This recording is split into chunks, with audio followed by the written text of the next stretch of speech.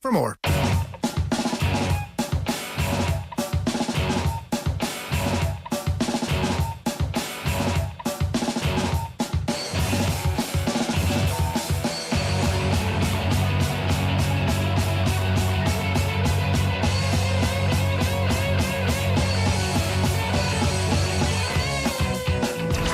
OTB AM. With Gillette. Get into your flow with the new Gillette Labs Razor with exfoliating bar. 7:30, you're welcome along to OTB AM. It's Eoin and Aisling with you right the way through until 10 o'clock this morning. We've got Sarah O'Donovan on with us to talk hurling and camogie. Louise Quinn will be reflecting on her season and a little bit of Ireland chat in there as well. And we will be beginning our preview to the USPGA Championship, which is happening this weekend. So we'll have Nathan with us, we'll have John with us a little bit later on. And of course, the top four narrative is basically done at this point, barring a massive twist this Sunday, which, let's face it, is not going to happen. Tottenham Hotspur are going to be playing Champions League football next season. Arsenal Football Club are not going to be playing Champions League football next season. We may or may not get John's thoughts on that a little bit later on as well. You can tweet us at Off The Ball. You can comment on the YouTube stream if that's where you're getting us. Aisling, how are you getting on? Good, Owen, not too bad. How are you? Very well. And Colin Buig is also with us in studio. Owen, Aisling, how are you, Owen? Yeah, well, I was just about to say, like, The last 12 hours. we've got bodies in studio here just to make things a little bit easier, to kind of ease the pain of what happened last night, of what happened really, I guess, over the last couple of weeks, and the last week really, the crushing defeat for Arsenal in the derby last Thursday, which people were like was going to spell the end of their top four dreams, and turns out everybody who said that was absolutely right, because Newcastle United were much the better side last night, and Arsenal season has taken another twist, and it's just going to happen too late now, where they're not going to be able to recover from it. Like, I'm not sensing any glee, Colm, from your voice, but I suspect that this is like a very this is an enjoyable moment for a lot of people. I don't know if you were listening in Ashley on Friday, but Owen was live from North London and briefly went off air to come back on. So in the meantime, myself and Adrian were filling time, and he was saying, who do you think's going to make top four? And I was like, Spurs, like, I just don't trust Arsenal. And Owen comes raging back in and was like, I actually disagree with you, Colm, massively. Oh, wow. I think Arsenal are definitely going to do it. And then I didn't say Arsenal were definitely going to do it. He said definitely. He said 100% Arsenal are going to do it. Well, that's just a complete lie. I mean, He said they're in the driving seat and rather be in Arsenal's position. Well, I said that they were in the driving seat because they had a point. They had the points on the board, but I didn't say they were definitely going to do it. I mean, we've 100%. Literally had conversations on this show all season where I doubted that Arsenal were going to do this thing, and they just didn't show up whatsoever. No. It didn't look like they were the ones playing for a Champions League spot. You know, it was the other way around. It was just unreal. There was no hunger or fight, or they just lacked intensity from them, almost like they didn't want to be there. It was unreal, and Newcastle just put in a massive performance, and they had nothing to lose or gain, really, you know, and they just put in a serious performance. They were so impressive, I thought. Did you hear Granit Xhaka's comments afterwards? So he said Arsenal didn't have the balls to play, as their hopes pretty much all disappeared. He said, from the first minute to the 90th, we didn't deserve to be on the pitch. What happened was a disaster performance, and like this, you don't deserve to play in the Champions League. You don't even deserve to play Europa League. It's very hard to take at the moment. I don't know why we're not doing what the coaches asked for, which is a really interesting insight into it, because you do kind of look at that performance last night and you think to yourself, what was the plan? They almost brought to the table last night the plan that they should have brought to the table at the Tottenham Hotspur Stadium last Thursday, in the first half at least, which was sit back, absorb the pressure, and maybe try and create something on the break. As it turned out, 0-0 was never going to be good enough for them last night, and subsequently they ended up conceding a couple of goals. He says, if somebody isn't ready for this game, stay at home. It doesn't matter the age. If you're not ready or you're nervous, stay on the bench, stay at home. Don't come here. We need people to have the balls to come here and play. We knew this game was maybe the most important for us, but with a performance like that, it's not acceptable. And he was asked about the inexperience in the team and the age, and he was like, it doesn't matter if you're 30 or 35 or 10 or 18, which I thought was a very, very, very good line. Like, I mean, obviously, it's being second best to Newcastle United at Newcastle. There's a chance that Newcastle will be pushing for Europa League qualification next season. We don't know the extent of their conquest this summer. Getting beaten at Newcastle in a singular sense isn't a massive shock. I'll put it like that. To like this Arsenal team getting beaten at Newcastle. It's just the sort of slippages post Christmas, especially that 3-game losing streak they went on at the beginning of April, which did them in really. And I wonder, can you point to the inexperience in the squad as a reason for that, or is that just is Jack right saying it doesn't matter? You can be 10 and you should be able to show up. It's the youngest squad in the league, isn't it? Yeah, but does that matter? It's a very expensive squad. Like just They're because the it professionals. I wouldn't say that matters too much. You know, I would say it does. They really, really lack leaders. And like Granit Xhaka came out last night, and he's the guy who stood up and went to the cameras and said, "Look, you know, in no uncertain terms, we weren't good enough, all of us, and people should stay at home." Now he was kind of blaming his teammates by the sound of all the quotes, but I presume he was including himself in it. And Xhaka is a guy who a few years ago was booed off by the Arsenal fans, and really, I was talking to Phil Egan beforehand, really is only there because, you know, they kind of struggled to offload him, and he just stayed, and now the Arsenal fans don't mind him so much, and he's kind of their inspirational figure at the moment. And there's nobody else, and you look around, and when Newcastle went 1-up, you're just looking around, and beyond the natural talent that Arsenal have, you're questioning, are they going to get back into this game? And just before Newcastle made it 2-0, it was so inevitable that they were going to double their lead. They just had chance after chance. And bear in mind, Newcastle playing for nothing. I know that, you know, maybe it's easier. They were freed up. They played in front of the home fans. They've had a fantastic second half of the season, considering they only won one of their first 18 games. But, like, you know, Newcastle, I think they have the lowest percentage possession in the league, and they dominated the ball last night. Absolutely dominated. Arsenal were just, they completely choked. And, like, I don't know, and was this worse than Thursday night against Spurs? It's hard to know, because like Rob Holding is pretty idiotic on Thursday night, and that's a complete collapse. The Cedric shove in the back was maybe a little bit unfortunate, and the penalty was unfortunate, and maybe you can make a case that Tottenham weren't as good as Newcastle were last night, and I mean in terms of their relative performance to the level of their team. I think, as you say, Newcastle were better than we even expected last night. Spurs didn't even need to be that good to win on Thursday, so I think Arsenal's performance was probably worse last Thursday than it was last night, which doesn't say much at all. They were both terrible performances. You asked me to pick between two terrible things here. They were both shocking performances, and they needed it most. They needed to, like, it was just always going to be a massive 5 or 6 days for them, and they've just completely capitulated. And like the whole thing around this season was, you know, it would be nice for Arsenal to finish in the top 4. The expectation at the start of the season was that they'd be doing well to break the top 6 again this year. They finished 8th last season, 8th the previous season. Finishing 5th is not a disaster from that standpoint. It is a bit of a disaster from the standpoint of where they were at the start of January and what happens next season, because since then Tottenham have got Antonio Conte. They've signed very, very well. Tottenham are not finishing outside the top 4 next season, I don't think.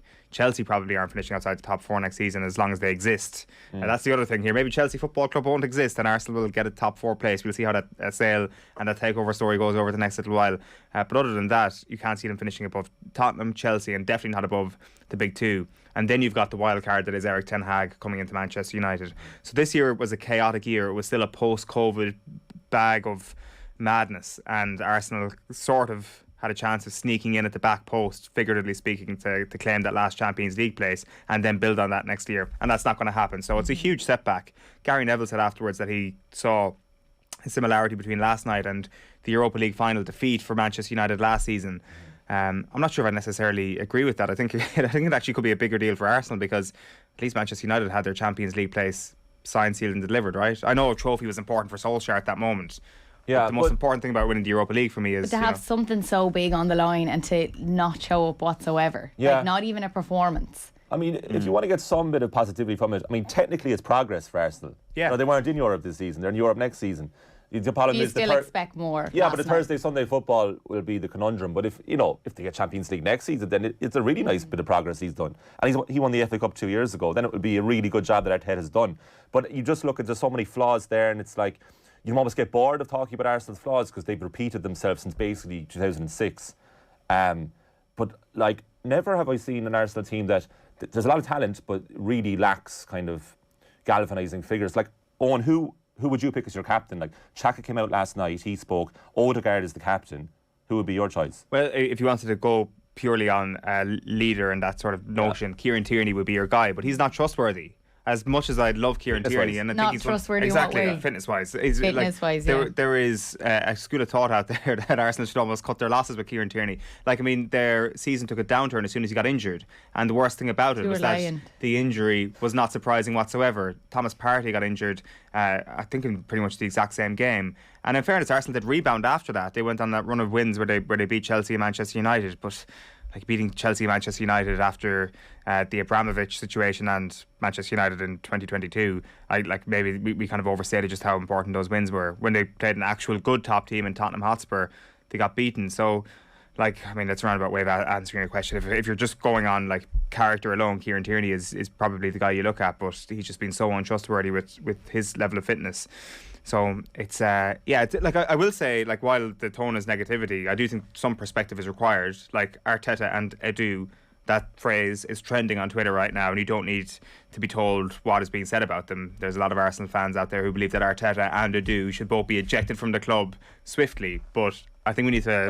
I think some perspective is probably required at this point before going that far. Like, it's possible to be angry and disappointed and sad while throwing your toys out of the pram completely, but this is Arsenal Football Club, and I thought Saka at times he was the sole threat up front. He looked so fed up at the end. There was one point, just kicked the ball at the touch. He was just so fed up at life.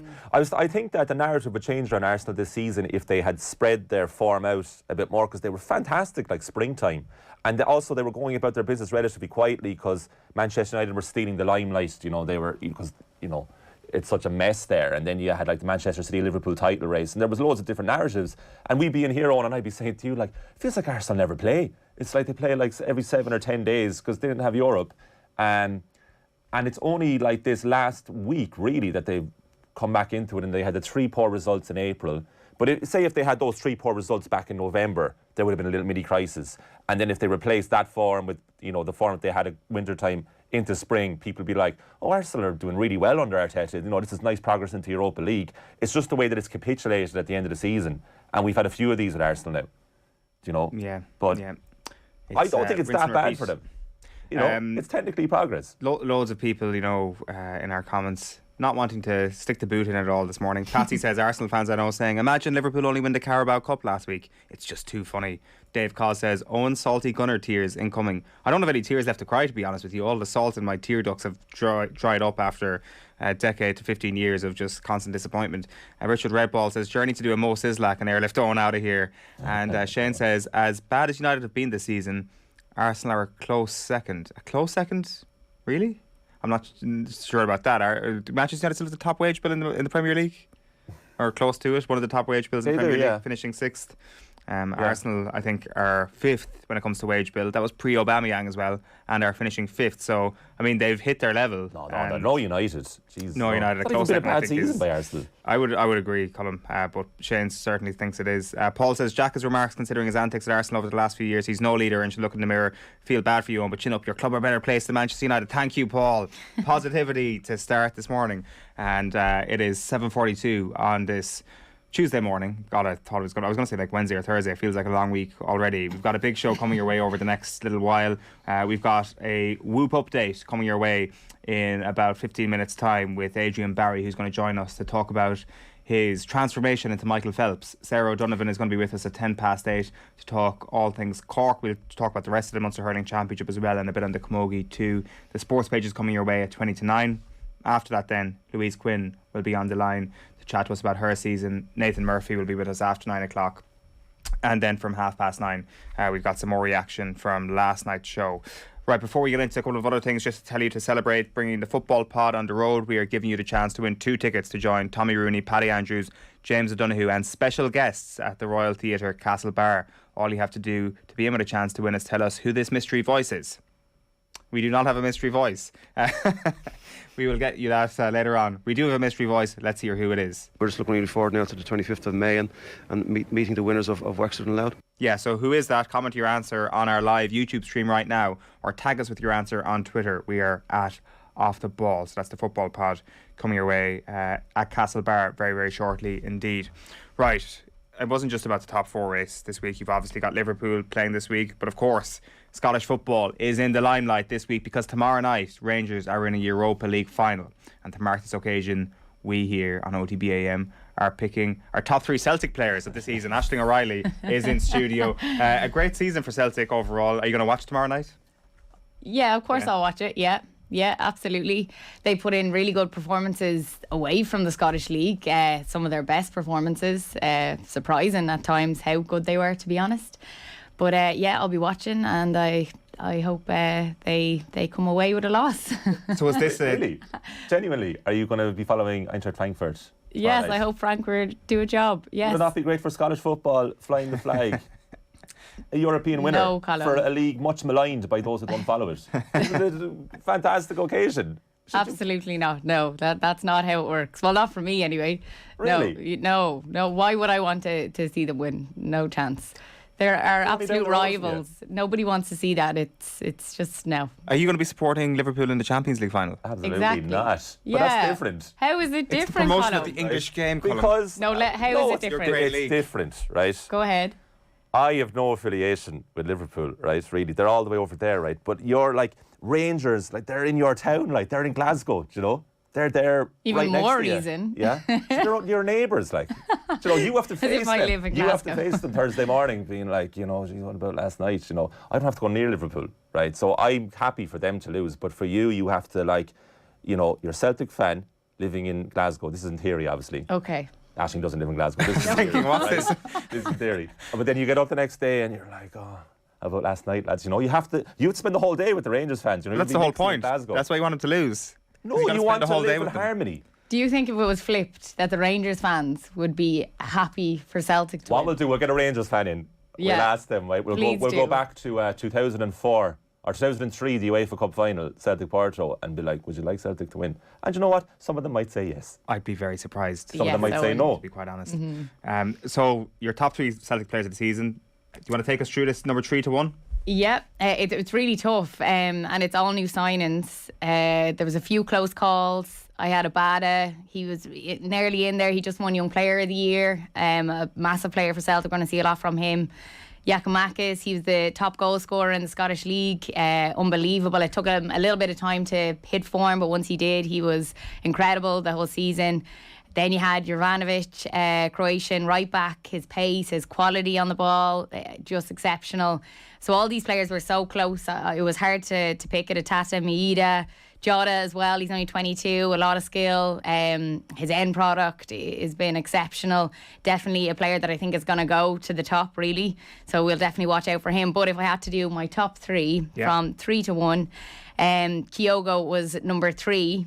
People might be a little bit surprised on that. They might have thought that Kyogo might have been up there in maybe number 1 even. He missed half the season with injury, but even at that, the impact that he has made since he came in from Japan in August. He came from the J-League as top scorer.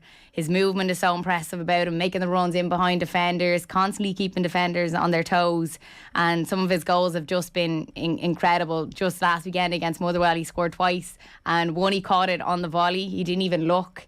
It was just inside the box. He didn't even look, and straight into the top corner. Sort of like Larson-esque, you know. And that's a big statement. But he really gives you that slickness about him. And yeah, it's really exciting to see him and what he's going to do in a Celtic shirt over the next few years. Number 2 then, I went for Carter Vickers. Talks are ongoing at the moment for him. He signed on loan at the last minute of the transfer window from Tottenham. Pure strength, solid all season. He was so close to winning Player of the Year. Best defender, I think, that Celtic have had since Van Dijk.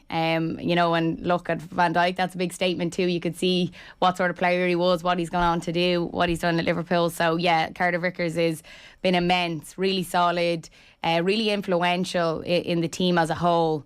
And yeah, he's been a massive player for Celtic. And then number 1, people may have guessed it by now, is Joe Hart. Unbelievable what his resurgence in his career. Celtic and Joe are just a perfect fit, I feel. And you hear him speak about Celtic now and how thankful he is for this opportunity. And it came in a time of his football career that he really needed it. We've seen him sign from Tottenham. He had failed spells at other clubs.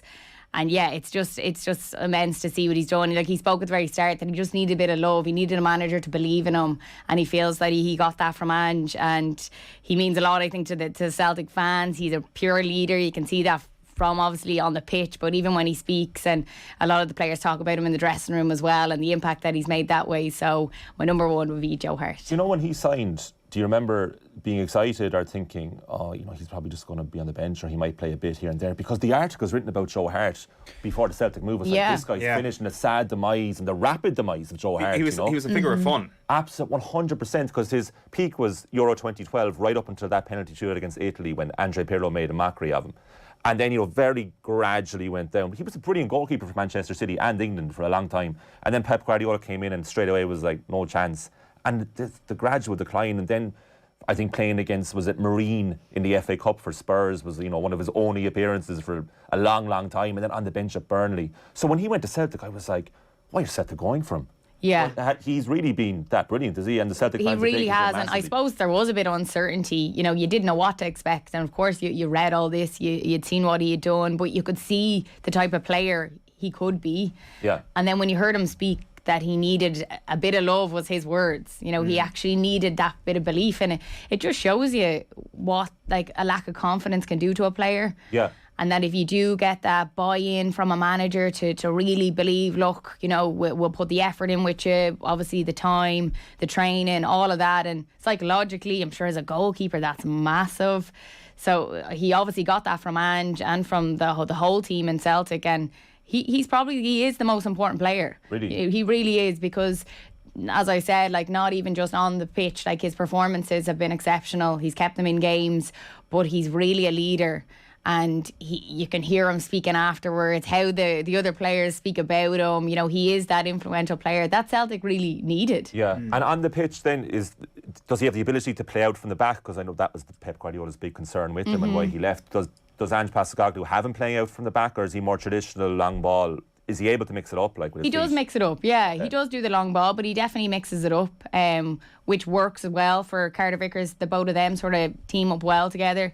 They read the game well together, and yeah, he's able to mix it up, and he honestly has been so influential. Like, it's some of his saves have honestly kept Celtic in it, especially say back in January time when it was touch and go.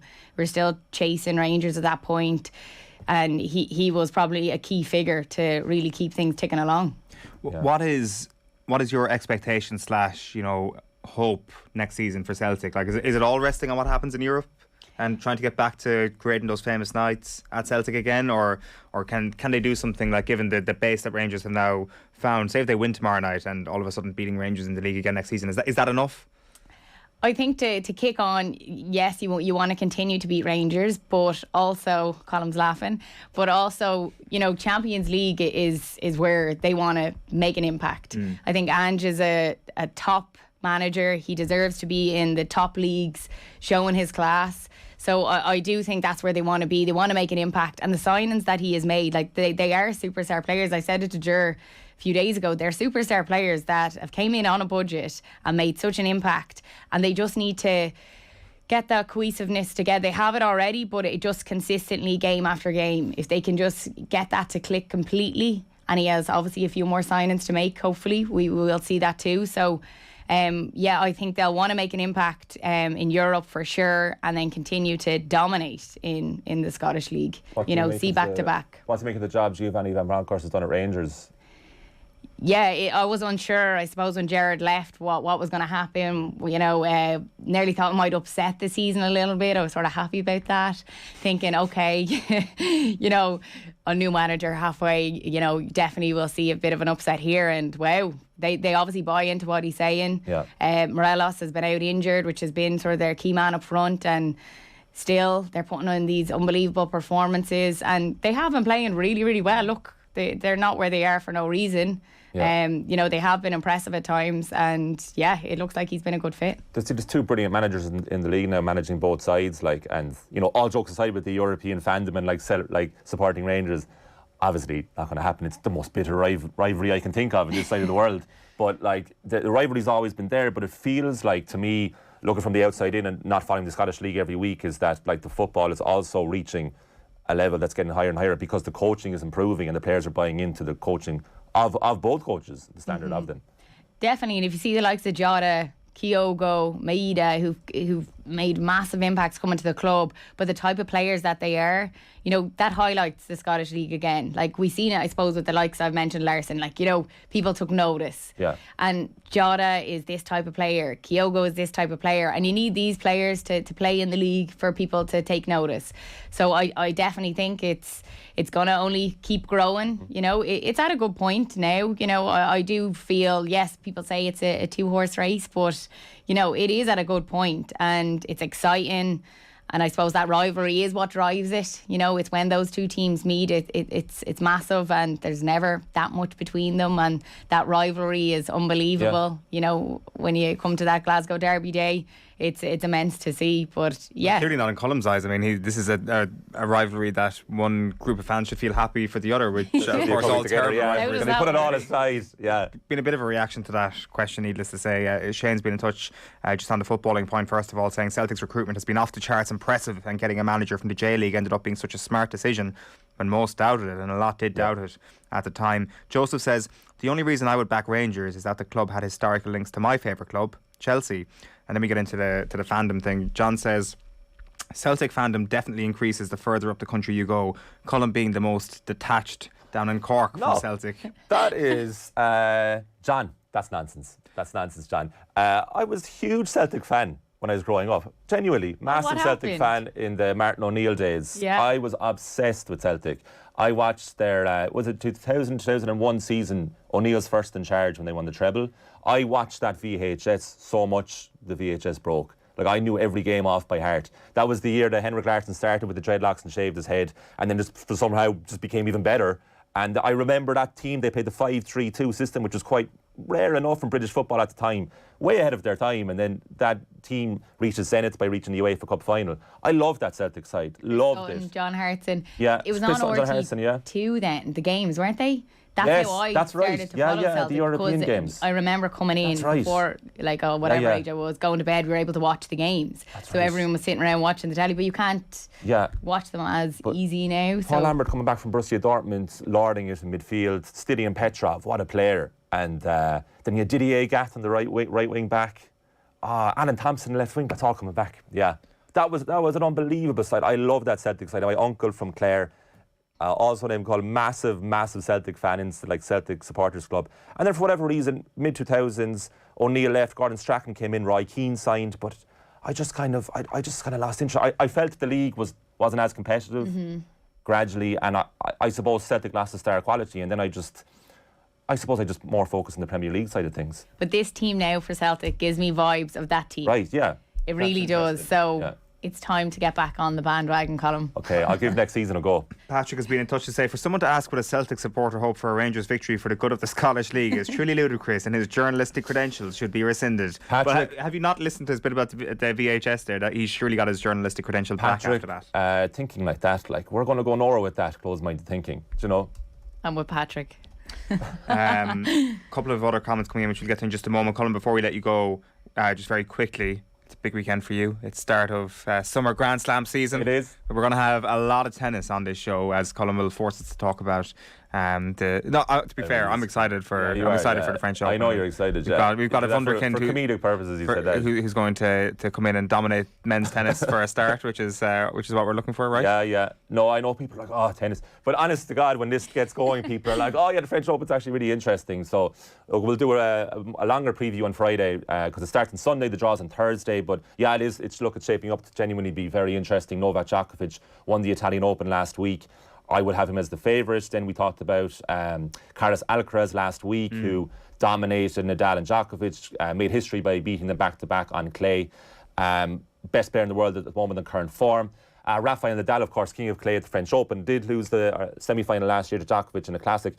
Concern with Nadal, pulled up injured in the Italian Open. He lost to Denis Shapovalov. No shame there. He hammered him in the first set, broke down the second and third set with his dodgy ankle. He's a really bad ankle, Nadal. And there's serious concerns for his fitness levels. And honest to God, the way he was talking after that match against Shapovalov, he was saying, he had a really kind of sad quote, which was, pain takes happiness away.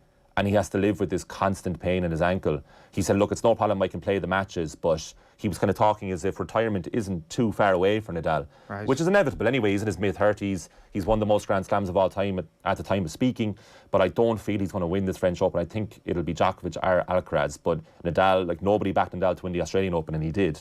This is a serious narrative going into it. Nadal on a bad ankle winning the French Open as his last slam. It'd be like Tiger Woods at Torrey Pines. Rip up the running order French Open special. That would be that would be incredible. And then on the briefly on the women's side, Iga Swiatek, who's the world number 1. So Ash Barty retired, of course, a couple of months ago. She was the world number 1, the Australian. She had just won the Australian Open and shocked the world, really. Well, shocked some, and to a lesser extent, it wasn't so much so for people who weren't following her. She kind of always thought that, tennis isn't the most important thing in my life. But anyway, she retired in her mid-20s. So Iga Swiatek took over the number 1 spot, and my God, has she taken that on. She's won her last 28 matches, her last 8 finals. She's basically just not dropping sets. She's won Doha, Indian Wells, Miami, Stuttgart, and she just won Rome there against Ons Jabeur in the final at the weekend.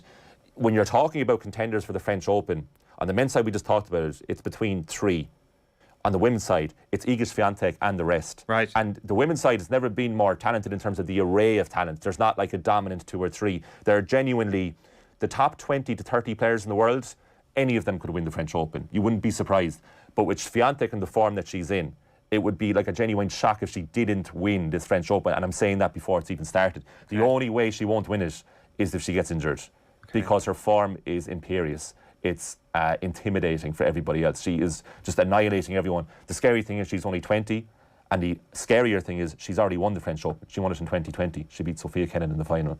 But since Barty retired and Swiatek's gone into world number 1, she has fallen in with that pressure so nicely. She loves it. She loves being the number 1, and she's won her last 5 tournaments. So this Sunday it all starts? This Sunday it all when starts. Is the draw? The draw's Thursday, right? And we can talk about the draw on Friday. Yes, absolutely. I'm genuinely looking forward to it, Colm. I don't Honest know why you're. Honest to God. We just need a constant update on like what matches to watch and when a match gets exciting. And yeah, I'll let you know. Don't worry. Now. Thank you. I'll raise my tone when it gets exciting. Yes, yeah. Very, very, very excited for that.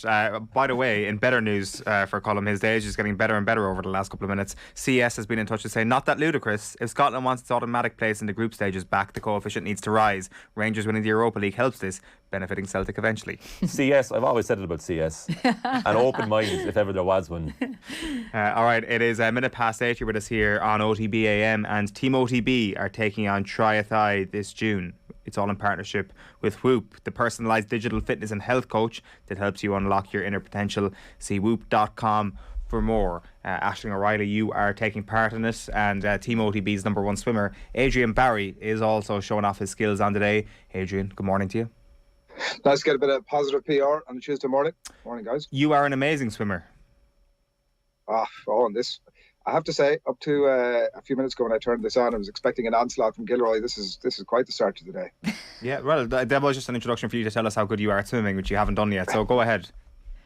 I am on, in fairness, to defend my honour and my sporting pedigree on. After it's been torn to shreds over the last few weeks, particularly by Mr. Gilroy, it's this constant.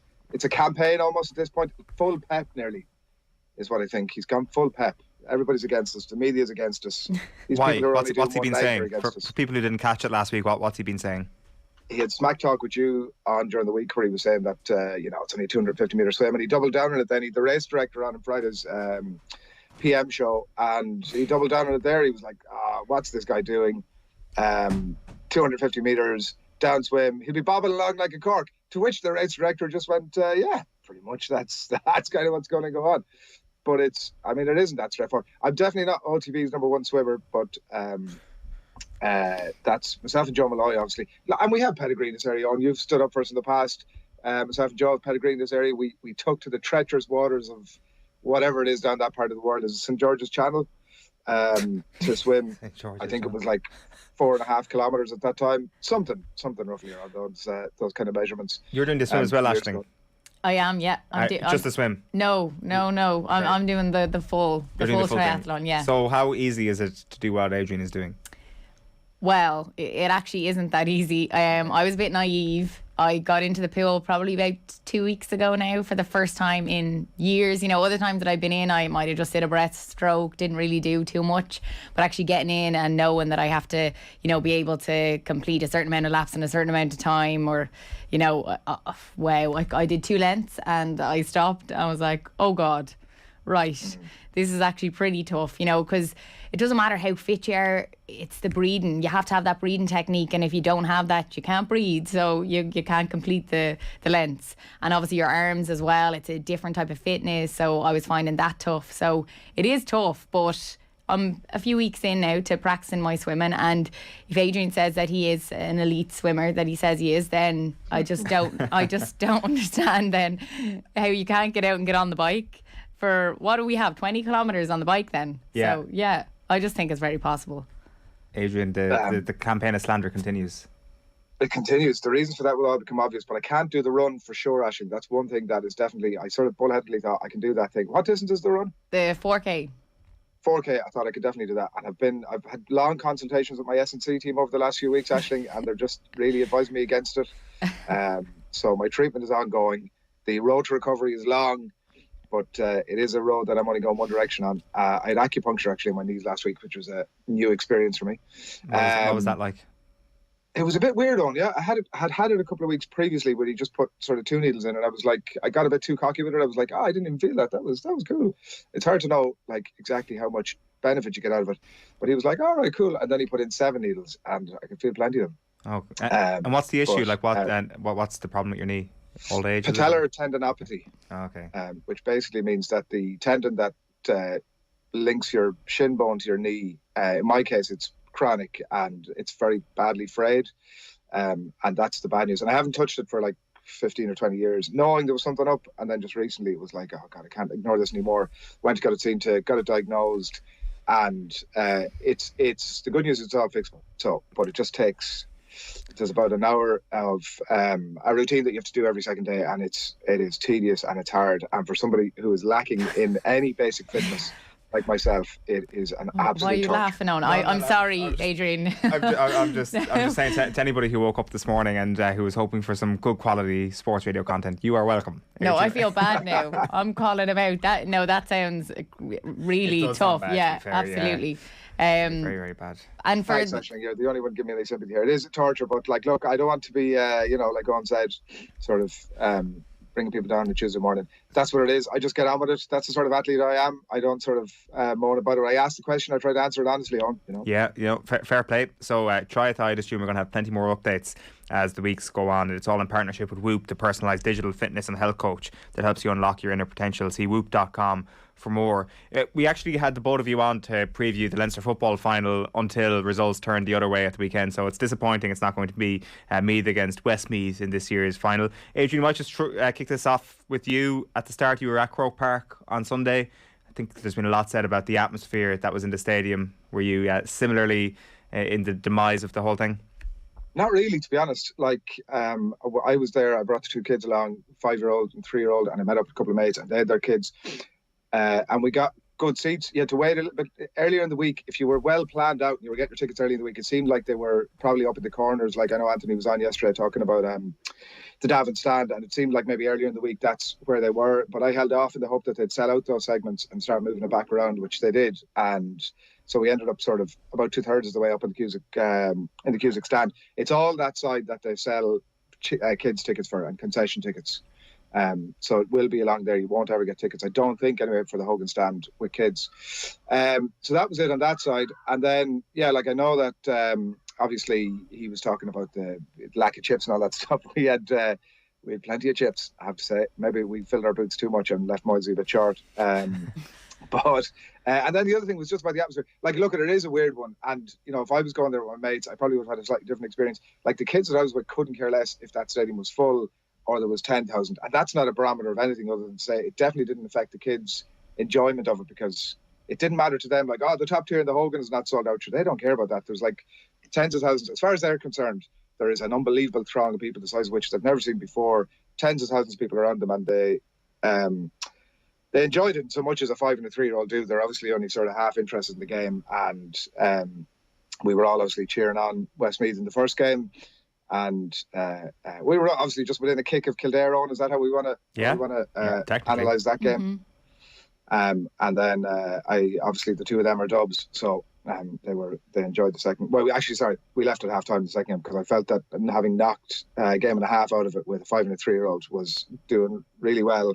Cut our losses, and also the game is over. Yeah, it's fair. It's just interesting that you were just having a go at me for leaving early there last week on the show, but that's okay.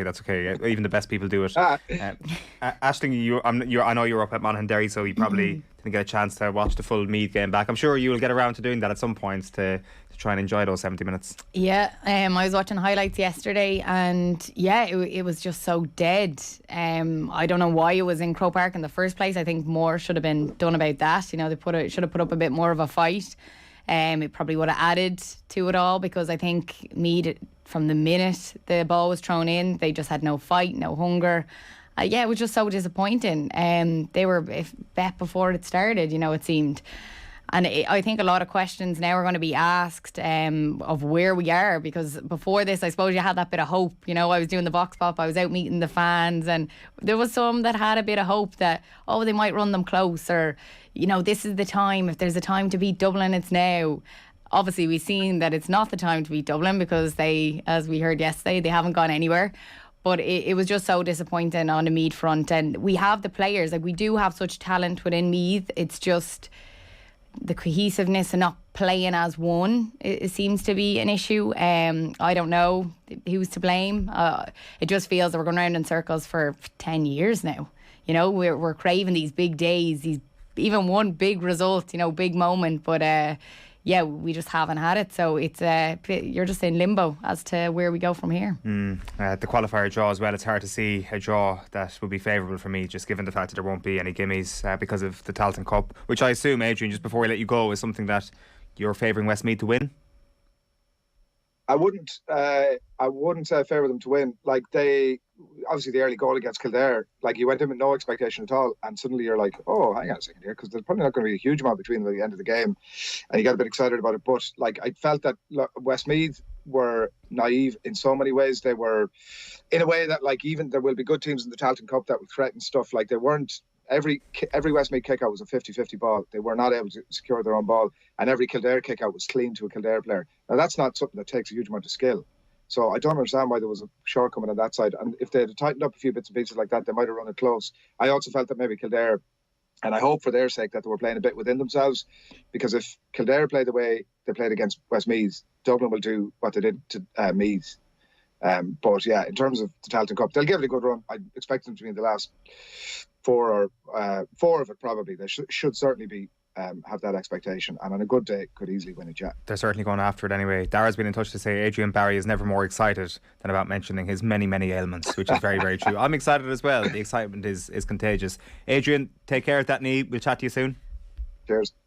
Right, it is 12 minutes past 8. You were just here on OTB AM, which is brought to you live each morning by Gillette Labs for an effortless finish to your day. Up next, Cork's Sarah O'Donovan is going to join us in studio to talk hurling and camogie. See you in a few. OTB AM. This is OTB Sports Radio. This is Sport Ireland Campus, and here is where it all starts. From the little ones learning to the high-performance athletes leading. Here we go to play, to practice, to progress. Here is where communities in the nation come together to compete, to win, and to belong. Here we go to the next level, then on to the world stage. This is Sport Ireland Campus, and here we go. Visit sportirelandcampus.ie to be a part of it. The team of OTB are taking on a challenge that requires fitness, a challenge that demands months of training and preparation, a challenge that requires knowing when to push and when to focus on recovery. Triathlons aren't easy, but having a fitness coach helps. Whoop are helping us non-athletes. You'll need all the help you can get. Yeah, as I was saying, helping us non-athletes feel like pros in our challenge to complete a triathlon this summer. OTB Sports, in partnership with Whoop. Unlock your inner potential with Whoop, the personalised digital fitness and health coach that provides you with actionable feedback on your sleep, training, recovery and health. Check out whoop.com for more. FBB Insurance knows this sound spells trouble for van drivers. But if you're an existing FBD customer, you'll get 15% off a new van insurance policy. It's how we're keeping you and your van on the road. Visit fbd.ie or contact your local branch. FBD Insurance. Support. It's what we do. Terms and conditions apply. 15% discount available on new commercial motor policies only when an existing FBD farm, business, car or home policy is in place. FBD Insurance Group Limited, trading as FBD Insurance, is regulated by the Central Bank of Ireland. Commercial motor insurance is underwritten by FBD Insurance plc. OTB AM. With Gillette. Get into your flow with the new Gillette Labs Razor with exfoliating bar. Worth a look back, if nothing else, just because of how thoroughly fed up he was with the entire day. I think it cost him 90 quid as well. You couldn't buy children's tickets unless it was in the Davin. That's wrong. Yeah, I thought that as well. For a game that's not going to be a sellout. See, I do sort of think with the GAA, I mean, the ticket pricing, I don't understand why the organisation doesn't aspire to have the cheapest tickets in world sport, which are the envy of world sport. Like when you think of Bundesliga clubs, which are run so brilliantly for obvious reasons, and they make a point of suppressing ticket prices because the game is for the fans. Like the whole point of this is for people to come and community get together and for us to enjoy the sport and come together and play sport. And you would think of any sport in the world, the GAA, where we don't have to pay the players and therefore the overheads are not all that large in comparison with every other sport. The ticket prices should be the envy of the world. There should be pieces on All-Ireland finals saying, look at this huge spectacle. It's the centrepiece of their sporting calendar. Tickets are €30. Why not?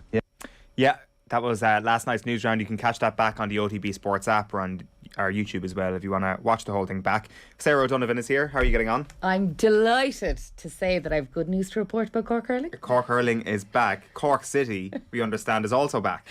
Absolutely hopping yesterday at lunch. Lads drinking pints of Guinness, and I believe it was firmly down to the hurling. It has to be. But like, does Cork City as a whole just get this massive bounce off even one win for the Cork Hurlers? I cannot explain it. The city was absolutely bouncing yesterday, and you see trains being put on today, extra trains to Thurles, tickets being sold at a rate of knots. People just love hurling, and they make no bones about it. They're really happy that they've turned it around. 6 weeks ago, losing to Waterford, 2 horrible performances since, and then Sunday they give that performance and all of a sudden we're back in it. And where did that come from? Kieran Kingston said he doesn't know. He said if he could bottle it he would.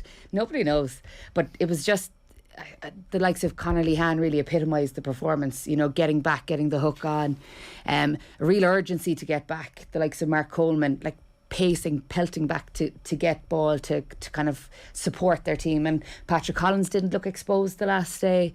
There was 6-8 players getting between the goal and the man. The Waterford lads didn't have the space.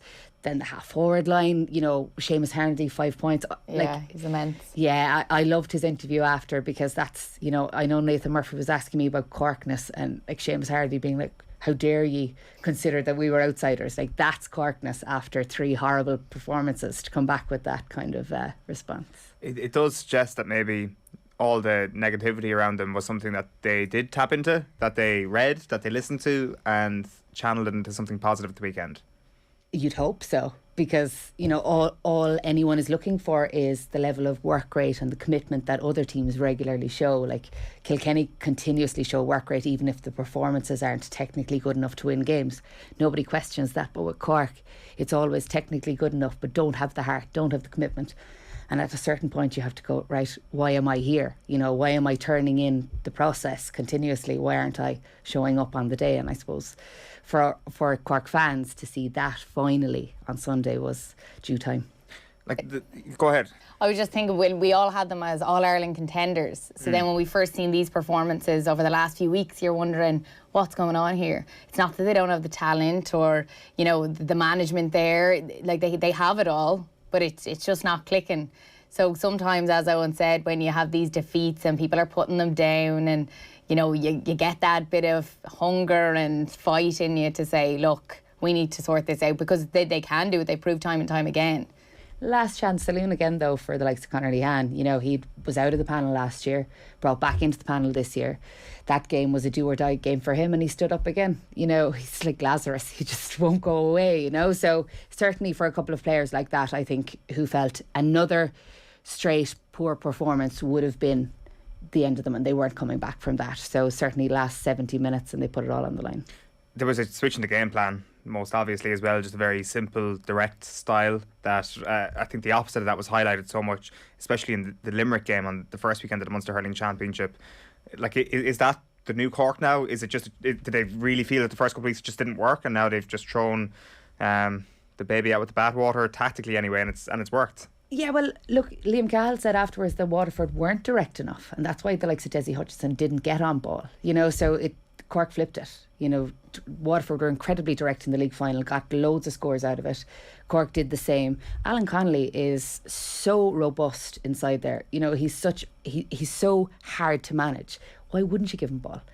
Tim O'Mahony, a couple of weeks ago, I was saying, lads, Tim O'Mahony's a forward, out and out. And it was a real frustration that they were allowing him to play wing back, or not necessarily allowing him, forcing him to play wing back. The lad is he's a goal merchant. He's so good at cutting through the centre. Why waste him back there chasing after lads who love doing the exact same as he loves to do? So even that flip, on 40 minutes to bring him in, a different target man, a different option, it was class.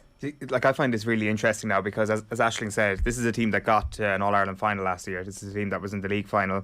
Like, it felt they underperformed in the first couple of weeks. It doesn't feel to me as if, like, the ideas of this Cork management are all bad. It doesn't feel like everything that they've thought about before last weekend is all bad. So there must have been some sort of rationale to Tim O'Mahony playing at the back, for example. It obviously worked really well throwing him into the forwards at the weekend, but you'd wonder where they tried to go for, like, last year's version of Kyle Hayes a little bit with Tim O'Mahony at half-back potentially.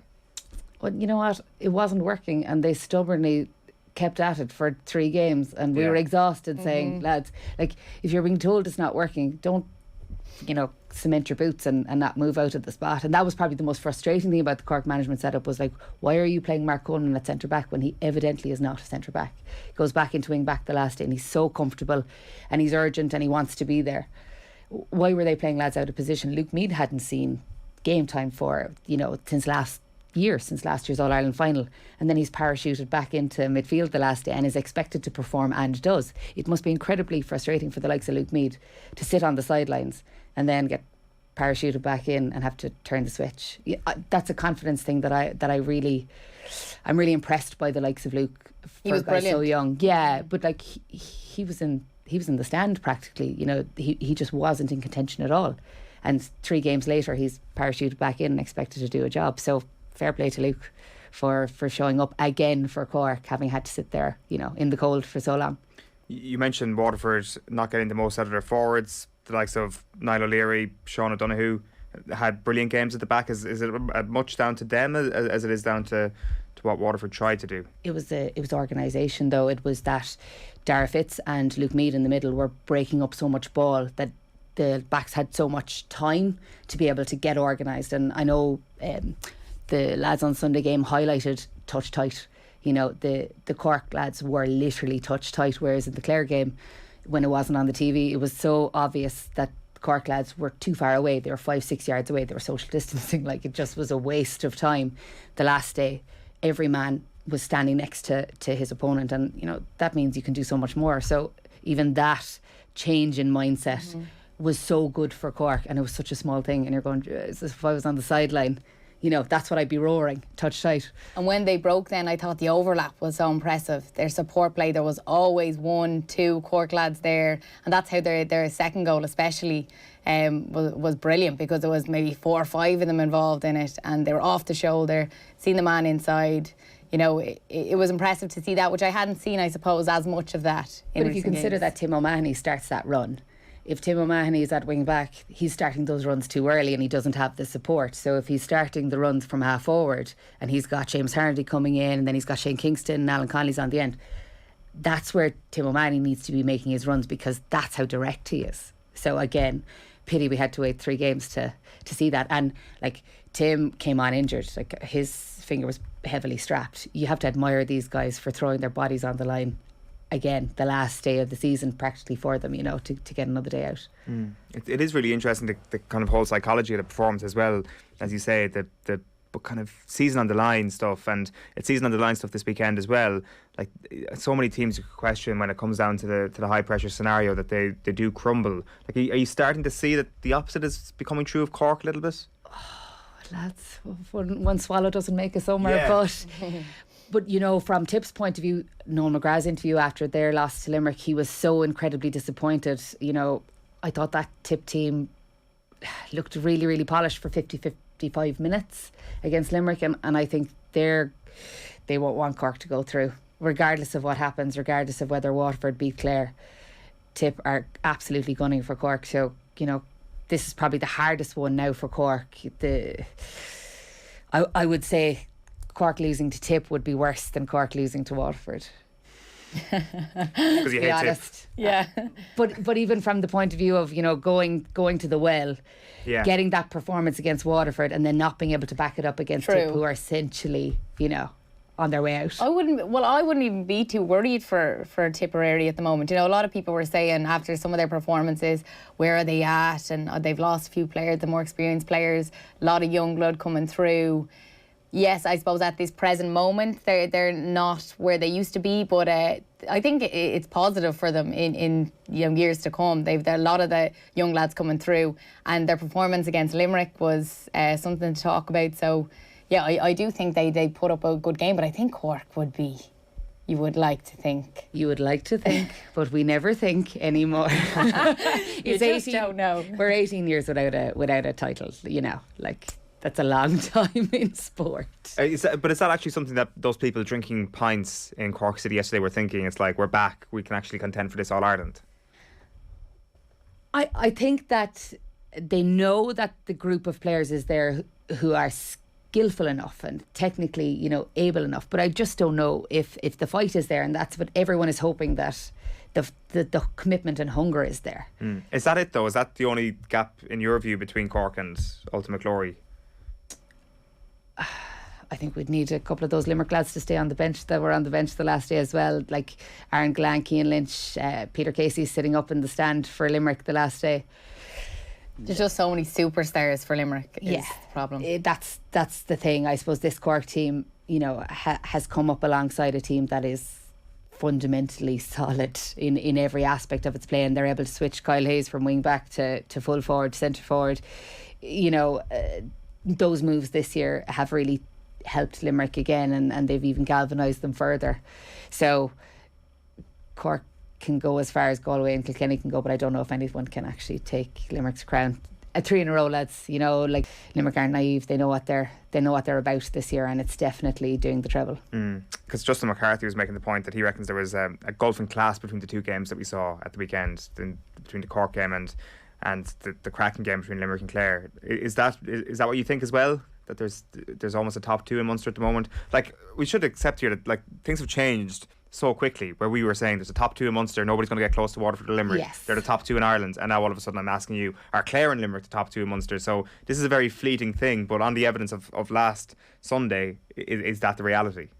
If I'm being very honest, I enjoyed the Limerick-Clare game more than I enjoyed the Cork-Waterford game. Maybe it's a lack of, or there's a discomfort in watching your own team play. I'm sure you hated watching Cork, the season on the line stuff. Yeah, you know what I mean. It's like 116 to 115 going down the straight, and you're thinking Cork are going to fold here. So, from a point of view in Limerick and Clare, I did think there was more aggression there. I did think there was more intensity. There was a better standard in that game, and I suppose the scores were better in that game. You know, it wasn't as loose, because a lot of the scores in the Cork and Waterford game were quite loose. You know, Patrick Collins gets a score from his own 20.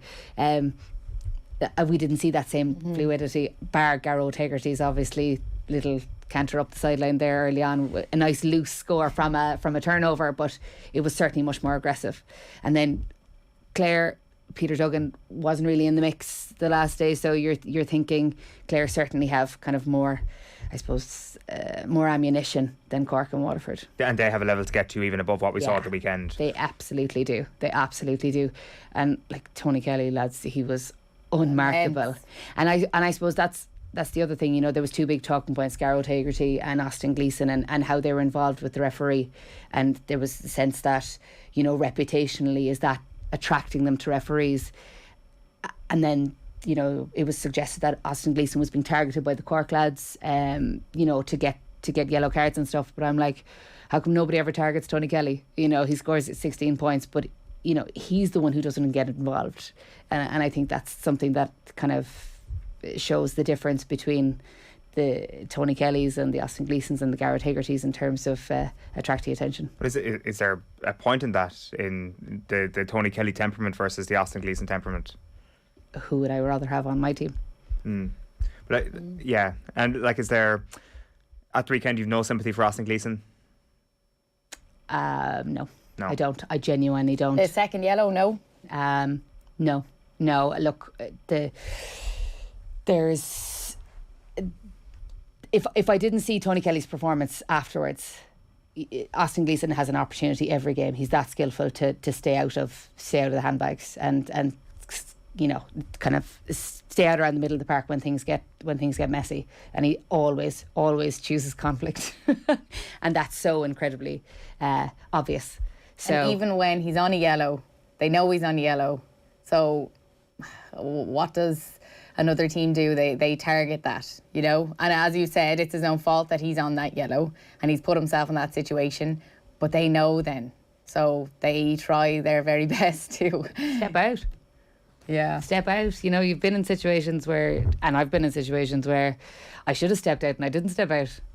You know, if reputationally, if you have a reputation for getting involved and the game is on the line, step out for your team. I think as well, Tony Kelly obviously has. So it was Tommy Welch on with us last month, I think, talking about the initial Austin Gleeson red card, and he was saying DJ Carey had a great way of just pointing to his man and looking at the scoreboard sort of thing after he'd be taunted and wound up a little bit, and that was his reaction to it. And Tony Kelly can obviously do that. He knows that he can't get wound up.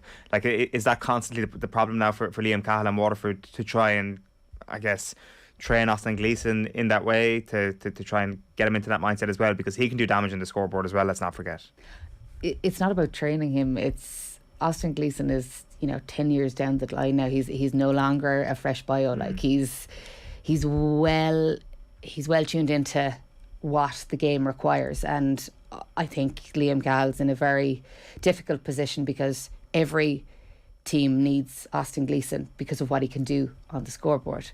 But not every team needs him for the lack of discipline. And, you know, I think that it ultimately comes down to whether Austin wants to be on the pitch or not. And in order to stay on the pitch, he needs to avoid the conflict. Where is Tony Kelly in terms of the hurlers of his generation? He is going to go down as probably the best of this generation, right? Like, if you said that maybe TJ was the top of the pile a couple of years ago, like, Tony seems like he's top of the pile at this point, and then you've obviously got a collection of Limerick players, take your pick sort of thing. I agree. I suppose Tony has been phenomenal in a team that was under the radar, right? But he has always been exceptional. Whereas this Limerick team has had 5 or 6 guys who have been, you know, continuously performing to a level. I don't know if those guys would have necessarily performed as well as Tony Kelly has in the Clare jersey if they had kind of limiting circumstances around them. So I think definitely Tony is Joe Canning, is TJ Reid, is Henry Shefflin. You know, that's where he is in the and because of his discipline, you know, like, let's be honest, Henry Shefflin and Tony Kelly's temperament would be very, very similar. You know, they very rarely get drawn in, and that's to their team's benefit. It kind of feels as well that, like, he only really hit top gear at the weekend. Like, the first day out when, like, before the first game against Tip, there was a lot of people in Clare saying keep an eye on Clare this year. I wasn't sure whether or not to believe it, because I don't think anybody really considered they were going to be in the top 3 for Munster this year. I called them in the first championship game. Sorry, somebody did call him. Other than Ashley O'Reilly, you had James and you had Dalo talking but them you up didn't know. Naturally. Yeah. And I think we were kind of surprised by the manner of that win on the first day of the season.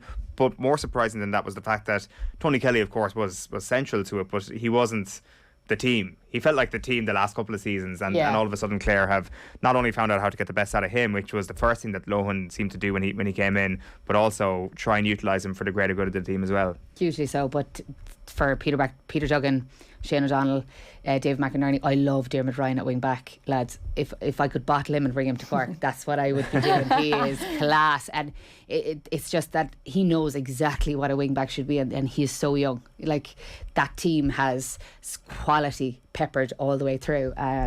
So the Cork game probably showed that for me more than the other games because I got to see it obviously up close and personal and see how poor and ordinary they made Cork look. And that's why the Waterford result was more surprising for me from a Cork point of view, because they were so ordinary in my eyes, you know, because of what Clare did to them. I think watching the Limerick-Clare game, I just thought, if anyone has never seen hurling before or doesn't know anything about hurling, they need to watch this. Like, it was just one of those games where I just sat back and was like, geez. You know, it sort of takes you back a bit, like the skill level. Yes, we've seen it time and time again, but everything seemed to go right, and like it was, first touch was always on point, the scores, the movement, it was a really good game of hurling. Can I just say as well that obviously some people are watching us this morning on YouTube for Premier League reaction, and Damien has commented saying, love this, but being English, I haven't got a clue what they're talking about. There you go. So clearly it's not just the sport itself, it's also the chats around it. How do you call this weekend? Like, and I mean, are Waterford done? Waterford have a sliver of hope in that Tip will do everything in their power to make sure that Cork won't go through. They can qualify like Tip, in fairness. Like, it's... Look, realistically, if you're Clare, you're not starting Tony Kelly this weekend. You're not starting maybe Peter Duggan. You know, you're looking at your 19 to 23, those 4 or 5 players who need game time, and you have an opportunity to do that here. Brian Lohan would be very silly to put Clare out for a 4th week in a row and then expect them to be able to perform at that level again in a Munster final. So I am not saying they're going to throw the game, but what I am saying is that they are going to use the opportunity to blood players, which could afford Waterford an opportunity to win the game comfortably, and Tip, regardless of what happens, will absolutely not allow Cork to go through if they can help it at all. So Tip Cork the game to watch? Yeah. What about Leinster? Who are you calling in that?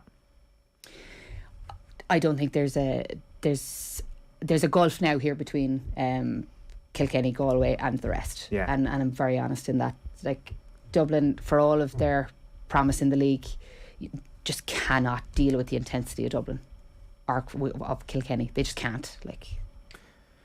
Just one other thing we wanted to touch on just before we wrap up is the Munster Camogie final last weekend. Be extra time. We go into the All-Ireland Championship this weekend. The Sarah O'Donovan derby is a few weeks away at Cork versus Dublin. I think it's the June bank holiday weekend.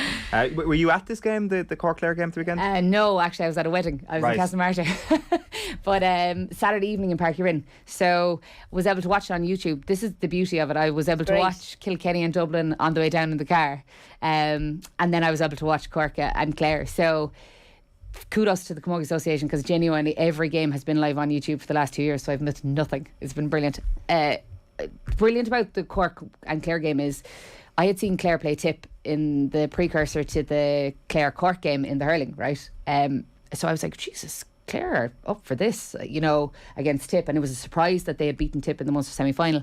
So they went into the Cork game and I was thinking, Cork should be, 6-8 points better than Clare, and Cork found themselves down twice and had to come back from the brink, on full time and extra time before finally pulling away in double extra time. So Clare have done a massive amount of work this year, really, really organised, found 3 or 4 players, and I suppose they're now, like their hurling counterparts, very much in the mix, because Tip would have been considered top 4, and I'm wondering whether Tip were taking their time through the league and the first rounds of the Munster Championship so that they'd be ready for the All-Ireland, or whether this Clare team has just found form.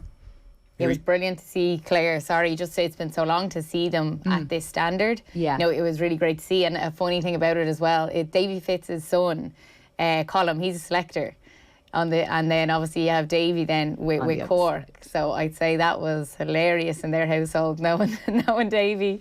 But the influence as well of Davy with Cork, I think at the start of the season he had said, I'll commit to one training a week. And now he's like at 3 trainings a week, and I think you can see that as well, in their play, and they're believing in it. They're just a bit unlucky in that they've had a couple of players kind of move away, the likes of Hannah Looney, and I watched Kilkenny the last day, and Kilkenny are a juggernaut. They really have a point to prove, and they have a core group there, like technically so good that they made Dublin look very ordinary. You cannot fault Dublin's commitment and work rate, but technically Dublin just aren't there, and that's why they're 13 points worse than Kilkenny.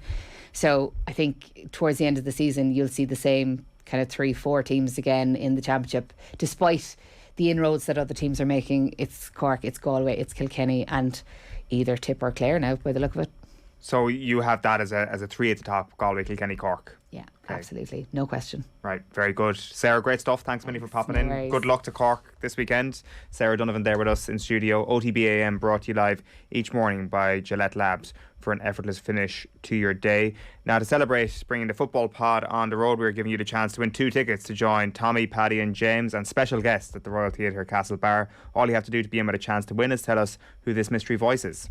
We're just looking forward now to the 25th of May and meeting the winners of Wexford and Louth. You can comment with your answer live on our YouTube stream or tag us with your answer on Twitter. We're at Off the Ball. We'll be back with the morning's papers in just a moment. But first, here's Felipe Contepomi following the announcement that he's going to swap Leinster for Argentina at the end of the season. No, to be honest, at this profession, you don't know where you'll start and you don't know where you finish. You know, I always say that in professionalism or high, like when it's high performance profession, you need to be prepared, and you'll always prepare and try to get better and better, and then opportunities comes, you know. And I never thought of being like, I never put it like a goal of saying I want to be Argentinian in the Argentinian coaching staff or so on. As I said, I've been very, very lucky having the opportunity and more than grateful for Leo and Leinster for giving me the opportunity to come and be part of the coaching staff here, because it's realistically the environment here is second to none. And now it's this opportunity came up, and I'd like to think that I can take a lot of what I've learned here and try to make Argentina a better team and a better organisation, you know. Yeah, Felipe Contepomi talking about his departure from Leinster at the end of the season. You're welcome back. It is 20-9. Aisling is still with us in studio. John Duggan has joined us. What a sad little life. You live on, yeah, you do. It's a joke. There was this thing, was it St. Totteringham's Day or something, when Arsenal fans would always something. You know well what St. Totteringham's Day is, John. When Arsenal fans would always celebrate the moment that they knew that they were mathematically assured of being ahead of Spurs in the Premier League, which is probably the case for about 20 years, but not maybe this year. Or last year, or the year before. So, John is beaming. Well, getting up at 4:15 is something I will never get used to, but it's a bit easier today. What's the best part about it? Go on, rub those salts. Antonio Conte and Harry Kane staying at Tottenham Hotspur as long as Norwich don't beat us on Sunday. Now, it'd be a very Tottenham thing for Norwich, the relegated bottom club, to beat us, but that won't happen. I'm pretty confident it won't happen, and it's really about Harry Kane and Conte and a second chance for Daniel Levy to get it right in the transfer market after not backing Mauricio Pochettino a few years ago. This is the chance now. It's now or never for Tottenham with an elite manager like Antonio Conte. And for Arsenal, they had it in their hands, and like when I was watching the interviews with Arteta and Xhaka, they didn't seem to have any reason or explanation for why they were so poor.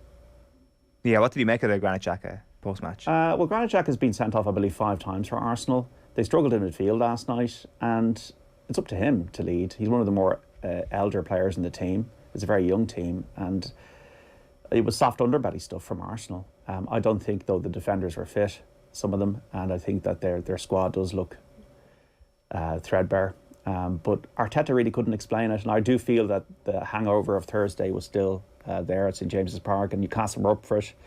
Their fans are excited because they know that there's going to be a big influx of transfer spend. There's a vibe about the place that's good, and like Callum Wilson epitomised that in the way he came into the team and produced a barnstorming display. So I thought Arsenal would have shot a bit more. They weren't up for it as much as Newcastle were. Where do you see what sort of shape do you see the table taking next season, John? Like, I mean, I think the top two, it'd be lunacy to suggest that they're going to be broken at this point. But what do you see outside of that? And like, that's a question about Newcastle as much as it is about Tottenham. Well, last August I said that Chelsea would win the league, so I don't know if you're asking the right person here. So did I. But I see that Liverpool City, and I would say if Spurs do strengthen, I think Spurs will definitely be in the top 4 next season. I just don't know what Eric Ten Hag's going to do at Manchester United. I still think Ronaldo's a problem there. I just don't know if he fits into the structure. I don't know what the structure will be. I don't know if he'll be a pressing kind of attacking coach. So it's very hard to say what Manchester United are going to do, because they do still have talented players in their squad. And for Arsenal, just going to find it difficult, because it would be much easier for them to spend the cash, and they spent a lot of money under Arteta, if they had that Champions League football to look forward to. They've got Europa League games on Thursdays and Sundays. It'll be harder for them, I think, to get into the Champions League next season. So at the moment, off at the top of my head, I'm thinking Chelsea. I don't know what's happening there. Like the stories this morning that the Abramovich, might let this club go under. Like a proposed £4.25 billion takeover could be on the verge of collapsing. UK government ministers are still unsure whether he'll benefit. So he can't receive any money from the sale, as we know. And the LA Dodgers co-owner, Todd Bailey, was granted an exclusivity period to finalise the purchase. But it's still not a done deal with Chelsea. So Chelsea are in a state of flux. United, you'd hope for their perspective of a resurgence. I look at it as Spurs, United, Liverpool and City for the top 4. And Newcastle probably... The thing about Eddie Howe is he signed players that were good to get Newcastle safe, like Matt Targett, Dan Byrne, Chris Wood. But are these players going to get you into a Champions League? Well, their form post-January has been Champions League or close to Champions League level stuff. Like their points per game in 2022 is right up there. I don't have the exact statistic to hand, but I saw it pop up yesterday and it was really impressive. It was like something, I don't think many Arsenal people were very confident going into that game anyway, but it just kind of heightened the challenge that they were up against yesterday. It's not actually overly surprising that Newcastle had possession against Arsenal and were as good and better than Arsenal last night. So, like, I mean, you're obviously talking Europa League here. Like, we're not suggesting Champions League, but they are going to spend big. They're going to be better than they are, and they've been pretty good over the last couple of months, to say the least. But he's brought these players like Chris Wood and Dan Byrne and Matt Targett in. Are you going to start disappointing them then? You've just brought them into the club. So he's got a bit of a balancing act to do there, Eddie Howe. Like Guimaraes, obviously, is a very good signing. But you can't just sign 20 players. I think it's going to be a more gradual thing with Newcastle. And I think actually the ownership is quite relaxed about that. I get the sense. I don't get the sense that they want it immediately. But also with Newcastle, when they played City and Spurs, they were thumped.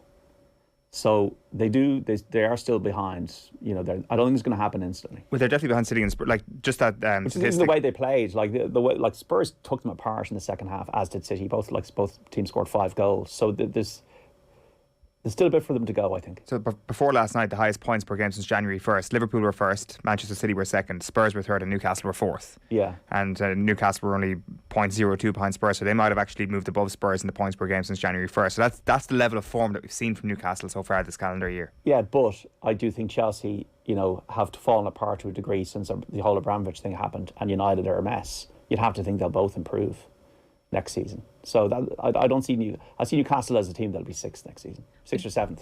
I don't know, does Eddie Howe, is he the type of manager to want a gradual process? I feel he'll want to see results sooner rather than later. Like, it was 3 of their signings started yesterday, wasn't it? Out of all the money they had spent, I suppose, in January, there was only 3 of them that started, and I thought they were exciting. Like, we haven't talked a lot about their performance. Arsenal were very poor, but I was impressed. Like, up front, Maximum was immense. Every time he got the ball, he looked dangerous. And I do think, as John said, it is a process of finding a style of play that works for them all and for it to click. But I do think we'll see more results sooner rather than later. I think so. I think your appraisal that they could be 6 or 7 next season, I think, is probably spot on, John, for Newcastle next year. There is other things happening in the world of sport. What are we kicking off with this morning? Well, Liverpool have to win probably tonight. You'd have to think with Southampton to bring it to the last day. Like, if they draw, City mathematically will be there. If they lose, City are champions. So Virgil van Dijk, Mo Salah, Fabinho, all out. I felt that Liverpool and Chelsea were out on their feet in extra time in that cup final. So it'd be hard for Liverpool to go down to St Mary's and do something. Like, they could easily get turned over. You don't know what Southampton are Jekyll and Hyde as a football team. Nottingham Forest lead Sheffield United 2-1 going into the second leg of their Championship playoff semi-final. So if they come through that, Forest will be playing Huddersfield Town in the final at Wembley for a place in the Premier League to join Fulham and Bournemouth and being promoted. The story, Jake Daniels, 17-year-old Blackpool striker, becoming the first player in British football to come out since Justin Fashanu in 1990. The Irish women's captain Katie McCabe tweeting, "Jake, all the love and respect for the incredible courage you've shown the world and simply being who you are. I've no doubt this will inspire so many people." We also have the GA agreeing to underwrite expenses for 4 training sessions per week for inter-county players. So this impasse with the Gaelic players is over for the moment. There's going to be a new charter to be agreed for 2023, but this holding deal will see no cap on the amount of players that can claim expenses. Students will also have their mileage for 2021 paid up to a maximum of €250 per player. Offaly, just great story. They had 12,000 people at O'Moore Park last night for them to win that Leinster minor hurling title for the first time in 22 years, 21 points to 13. And we had Adam Screeney scoring 10 points, almost more of a buzz about that than some of the senior games at the moment in the Inter-County Championship. Horse racing later focuses Sligo and Killarney. And we're all getting in our minds geared towards the PGA Championship, a special virtual insanity tomorrow on the second major of the year at Southern Hills in Oklahoma. What's the thinking currently, without giving us any spoilers? The thinking is you need to be a good chipper. Apparently, they've kind of almost shaved the runoff areas around the greens, and you need to be a good chipper because the greens are quite small at Southern Hills. It's quite a long course, a par 70. I think it'll be a tough course, but you need to be able to chip the ball well. That does not bode well for the likes of Victor Hovland, who is one of the worst chippers in Tour, as great as he is in every other facet of the game. So I actually think that Shane Lowry, I think the course might suit him, and Rory's playing well. So got to get the thinking cap on, get the crystal ball out this afternoon and try and unearth the winner or the 200 to 1 shot that might make the top 10. Virtual insanity this time tomorrow morning. John Duggan, thanks a million. Aisling and Owen, thank you. It's 10 to 9. You're with us here on OTB AM. And the Spar FAI Primary School 5's national finals takes place in the Aviva Stadium today, with current Republic of Ireland footballer Louise Quinn in attendance supporting as girls and boys from 28 schools take to the pitch for a day that they'll never forget. The 2022 Spar FAI Primary School 5's programme returned in physical form this year and saw an incredible 56,212 students involved from 1,081 schools. Since Spar took over the sponsorship in 2015, participation has increased by a spectacular 196%. Delighted to welcome Louise Quinn back to the show. Louise, how are you getting on? I'm good, not too bad. How are you? Very well. Was there anything like this when you were in school? No, I don't think so at all. This is something I think that, for me, I just think five-a-side football is probably just one of the most inclusive types of football you can play. I think you can play at any age, any level, just for fun, a bit more competitive. We definitely know it gets more competitive when it shouldn't be. But yeah, that's, for me, it's just been, it's a great initiative just to get kids and, get people interested in football just from a young age. What is your dream five-a-side team from the current Republic of Ireland team?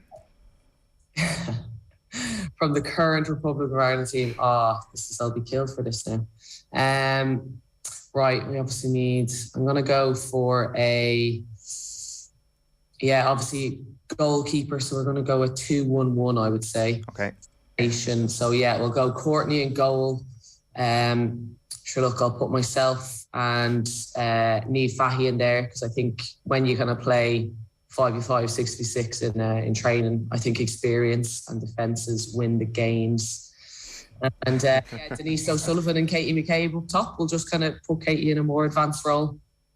That's perfect for me. Yeah, that works. It's a pretty strong team. Yeah. That'll take some beating. Pretty confident with that, yeah. Louise, can we chat a little bit about the last couple of weeks? Obviously, from your own perspective, Birmingham getting relegated was obviously hugely disappointing for the team as a whole. Your own season was excellent, obviously winning player of the season, top scorer as well, I think, come the end of the season. So how did those two things contrast when you analyse your club season? It is. It's obviously something that's quite conflicting, and for me, obviously, it's the overall result of getting relegated was definitely the hardest to take. It's nice to have little personal goals that that I've completed during the summer, but I just we had a dressing room kind of filled with disappointed people kind of after that Man City game, and staff and players included, and it was just very hard to take. But I think we've got to, I suppose, look look at the overall, and I think we did have a very, very tough start to the season, and that was, with the whole change of squads. I'm going to say not a complete pre-season, to be honest. Players coming in late, kind of getting up to the levels and the fitness that we needed to be at, and then just kind of having that experience in the WSL, because for me it is one of the best leagues out there. And I've played in a few now, and I watch quite a few, and for me it has the physicality and it has the skill level. So it was difficult, but for me, the kind of, again, what I not enjoyed the most, what was so promising and what made it easy to go to work every day, was honestly that the attitude stayed, the hard work stayed, the determination to kind of try lift ourselves up and push it over the line, and I think that showed really in the last few weeks. That we were far more in the games, obviously, apart from the City game. Once they got won, I think the floodgates opened. I'd say on every level we kind of knew that it was going to be hard to claw back. But honestly, it was still a pleasure going training every day with that group. And they were just brilliant. And how has playing for Birmingham as an experience as a whole compared to the other clubs that you've played at? I think it's obviously it's very different. It has a lot of history, and it's always been a very strong women's team. And I suppose it's been a team that's been strong kind of without the lack of facilities. That was, something that was quite apparent last season and the season before. And, and a lot of the team members had to really put their foot down there, which I admired. Obviously us kind of going through with the Irish team and to kind of see that the girls had that determination as well at Blues. It's something that actually, it makes you want to play with those players as well, to know kind of the mindset that they have. So it is a club, I think, that needs a bit of a reshuffle, and it needs a bit of a rebuild. Again, facilities wise, we didn't train on the greatest of pitches for the season at all, and you're thrown kind of here, there, and everywhere. So it wasn't as I suppose like balanced as you would like it to be.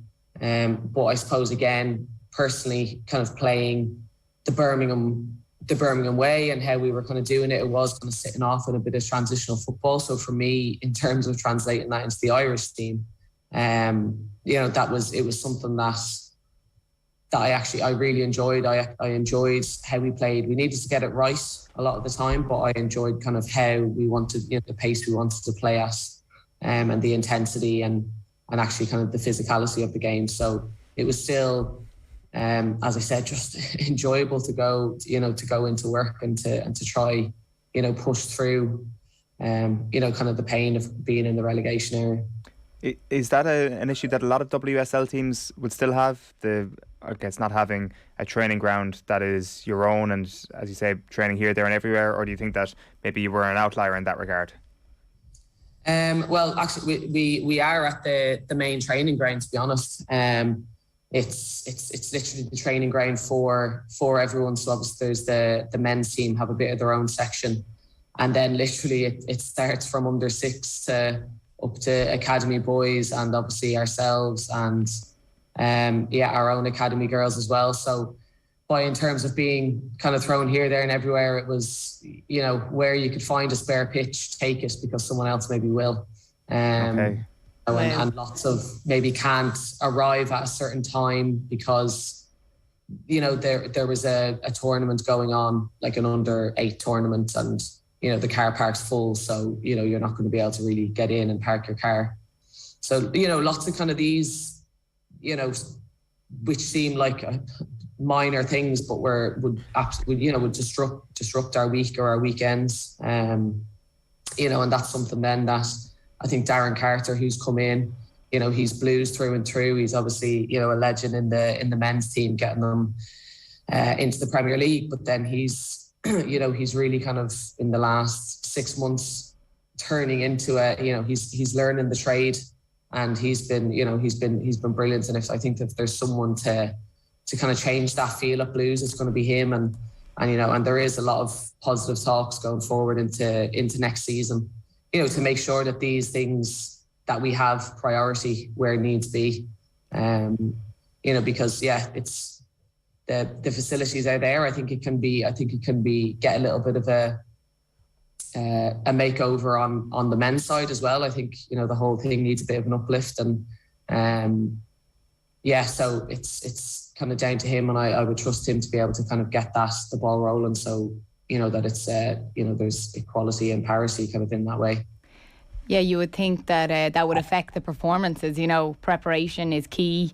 So if you're not able to, I suppose, prepare in the way you'd like to prepare, then, you know, that'll show once it comes to game time. So it's not a case that there is pitches there that you're just put on different pitches. It's just that there isn't enough pitches readily available. Yeah, and that are up to any sort of quality, to be honest.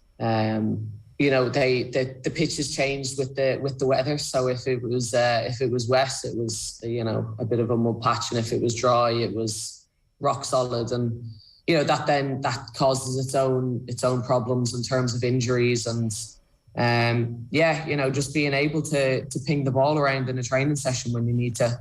You know, so then that was it. Thankfully, towards the end of the season, we were able to then kind of more get our hands on, our boots on the men's pitches, you know, so which then just kind of led to naturally better training sessions, and you know, kind of being able to get through what we need to get through, you know, and again, that was kind of down to the fight of our manager, and you know, making sure that we get the best chance, and again, I think obviously it didn't work out how we wanted to, but the last kind of month and 6 weeks of the games that we played, the performances were much better. You know, and everything was just far more, you know, we were able to move the ball around better and quicker, and people just being more confident to do it. You know, sometimes you'd be trying to ping passes out on some of the pitches, and, you know, it's coming flying up off your foot, or just not going the direction you wanted to. So it actually doesn't give you the confidence to try and make those passes in a game if you can't do it in a training session. So, you know, it is something that definitely has to be improved, and something that Blues, really need to look into. But apparently the wheels are in motion to get that changed. Like, I don't even need to ask if the senior men's team had the same situation, but did the underage men's teams have all the facilities that they needed? Like, I don't even have the specific age groups to mind, but like, I presume all those youth teams had everything they needed on the men's side of things. So I suppose some of the kind of 16s, 18s, they would sometimes train on the better pitches. There was maybe 4 pitches that had a bit of quality to them. But again, they were actually all redoing their surfaces just before we were leaving as well. So it was something, as I said, it kind of needed a bit of an uplift, even on the men's side, if I'm being honest. You know, it is such a, you know, historic club, and it's just something where it just needs to be freshened up. You know, and that's kind of it is across the board, but obviously it'd be more kind of the times of how they could get on, and obviously priority you know, would be one of those things. So but thankfully we were able to kind of fight the fight more towards the end of the season. Are you going to hang around for next season, Louise, or are you in conversations about what's going to happen next season for you? So I'm on a 2-year contract, so it's all just kind of, everything is kind of still in discussion. It's still a bit early days, and you know, it's seeing how the club are going to be able to support obviously players now that we're in the championship. So it's a bit of quiet time now, just kind of keep the head down for myself and just kind of, you know, not overly think about it. But I signed a 2-year, and but there was a relegation clause in it, so it's just one of those mixes where obviously, if you know the club are going in the way that you want them to go and that they can go, you know, hopefully it's you know, for me it'll be an easy decision then. You know, and I've had a great year, and to play under Darren Carter again, you know, is my plan and intention. So. Can I ask you about the title race in the WSL? Obviously, your former club would have been disappointed at the end of the season, but it does seem, in terms of the quality at the moment, Chelsea and Arsenal are just a little bit ahead of the pack. Is that the way you see it next season and over the next little while, that those are the two standard setters in football at the moment in the WSL? Yeah, I really think so. Just, obviously I'm going to throw City, back in the mixer there. They're kind of, thinking that Man United are going to try push and get up there. But they do just seem to run away with it. It still seems like kind of a 3-horse race, if I'm honest. The games, I feel like at times Chelsea have the upper hand over Arsenal. I'm not sure if it's a mental thing. And then obviously the games with kind of Chelsea and City. For me, they're usually the games of the season, to be honest. The quality and almost the unpredictability of how the games are going to go. But they just have such quality. Those 3 teams across the board. Full squads. Especially Chelsea. They have a strong 18 to 21 players, to be honest, that can play, and that's whatever Emma Hayes is doing to keep all the players happy. It's working a dream. And that was obviously an issue that Man City had during the season. A lot of injuries, were missing a lot of players, and they had a bad start, but an absolutely brilliant finish. And then I think Arsenal again were unbelievable at the start of the season, and I just think the games came a bit too thick and fast too early. Just them competing in the Champions League in the earlier stages, I think maybe fatigue and stuff hit in, but again they found their stride. And for me, obviously thinking and looking that they've signed Viv Miedema again for another year at least is showing that there's definitely promise, and they're still going to keep they're going to keep building towards winning titles. Where do those 2 teams compare to Barcelona at the moment? Because obviously the statistics we're seeing out of Barcelona are absolutely extraordinary. 30 from 30 in their domestic season this year, 159 goals across 30 games, conceded just 11. They obviously went on a 45-game winning streak, which was halted by Wolfsburg during the season. Is the WSL just stronger than the league Barcelona are playing in, or are the numbers that we're seeing from Barcelona ahead of this weekend's Champions League final, let's not forget, suggesting that this might be the greatest team we've ever seen? Yeah, at the moment, Barcelona are just the greatest team we've seen, I think, in women's football. Obviously, they're playing again the other big hitter, Lyon, and who've been kind of taking these, winning Champions League for fun. And now I think it's kind of the turn of Barcelona, and I just think comparing the leagues, I do think there still is a bit to go to get up to that level. A very obviously completely different style of play of, how Barcelona play compared to WSL teams. I would say for me, obviously, I think the WSL is maybe a bit more of not a complete league. It's absolutely not complete and ready to go, but I think it has quality kind of top to bottom, and it's really, really competitive where, as you say, Barcelona just run away with it. And they seem to do that in the Champions League and in their own league. So for me, it's I don't think the likes of Chelsea and Arsenal and City are kind of up to the level of Barcelona yet. But it now just gives those teams something new to strive towards and kind of become that way, and how to stop Barcelona playing that style of football and how they do it. But it's far easier said than done, because you try look for the ball and you can't even really see it moving, to be honest. They're moving it that quick. So, and looking ahead now, the next Irish game is fast approaching. It's really exciting times in Irish football. Is it the most exciting time that you've ever been involved in an Ireland team? I think the last couple of years has been kind of the most exciting. I think from everything, how we approach games, how we're playing the games, the wins that we're getting, the opposition that we're playing and challenging against, and you do feel now that we can compete against these top teams, and we've figured out ways to grind out a draw or a win, obviously as we showed against Sweden, and we'll just make sure that we can get the job done. And it's, for me, it's just been to properly compete at international level. It's just been a joy, and I'm obviously well into my international career now, but I think it's probably is just as exciting now as maybe when I started out.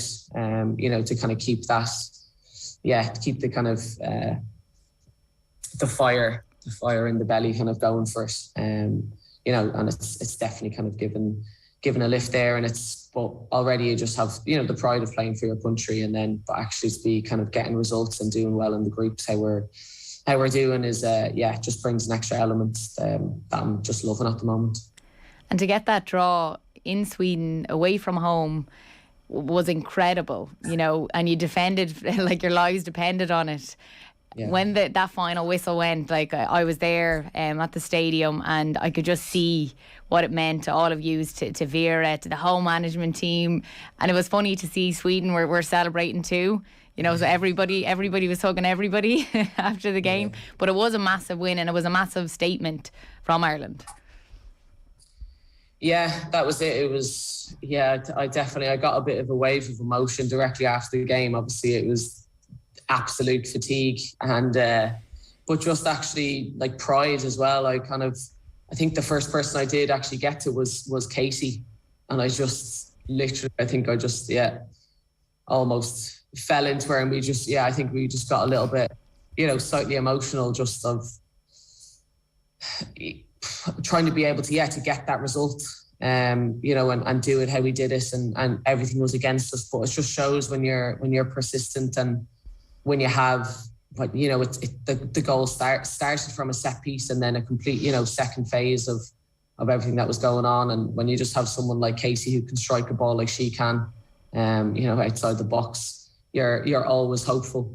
And so for us, it was just showing out that more regularly, you know, no team is gonna get a walkover out of us. You know, but we know it was a great result, but we know kind of what's still to come and what's important. But you know, the confidence, you know, that we felt after that game was unbelievable. But we were also kind of knackered, so we were even, you know, trying to even listen to a bit of music in the change room after. We were just exhausted.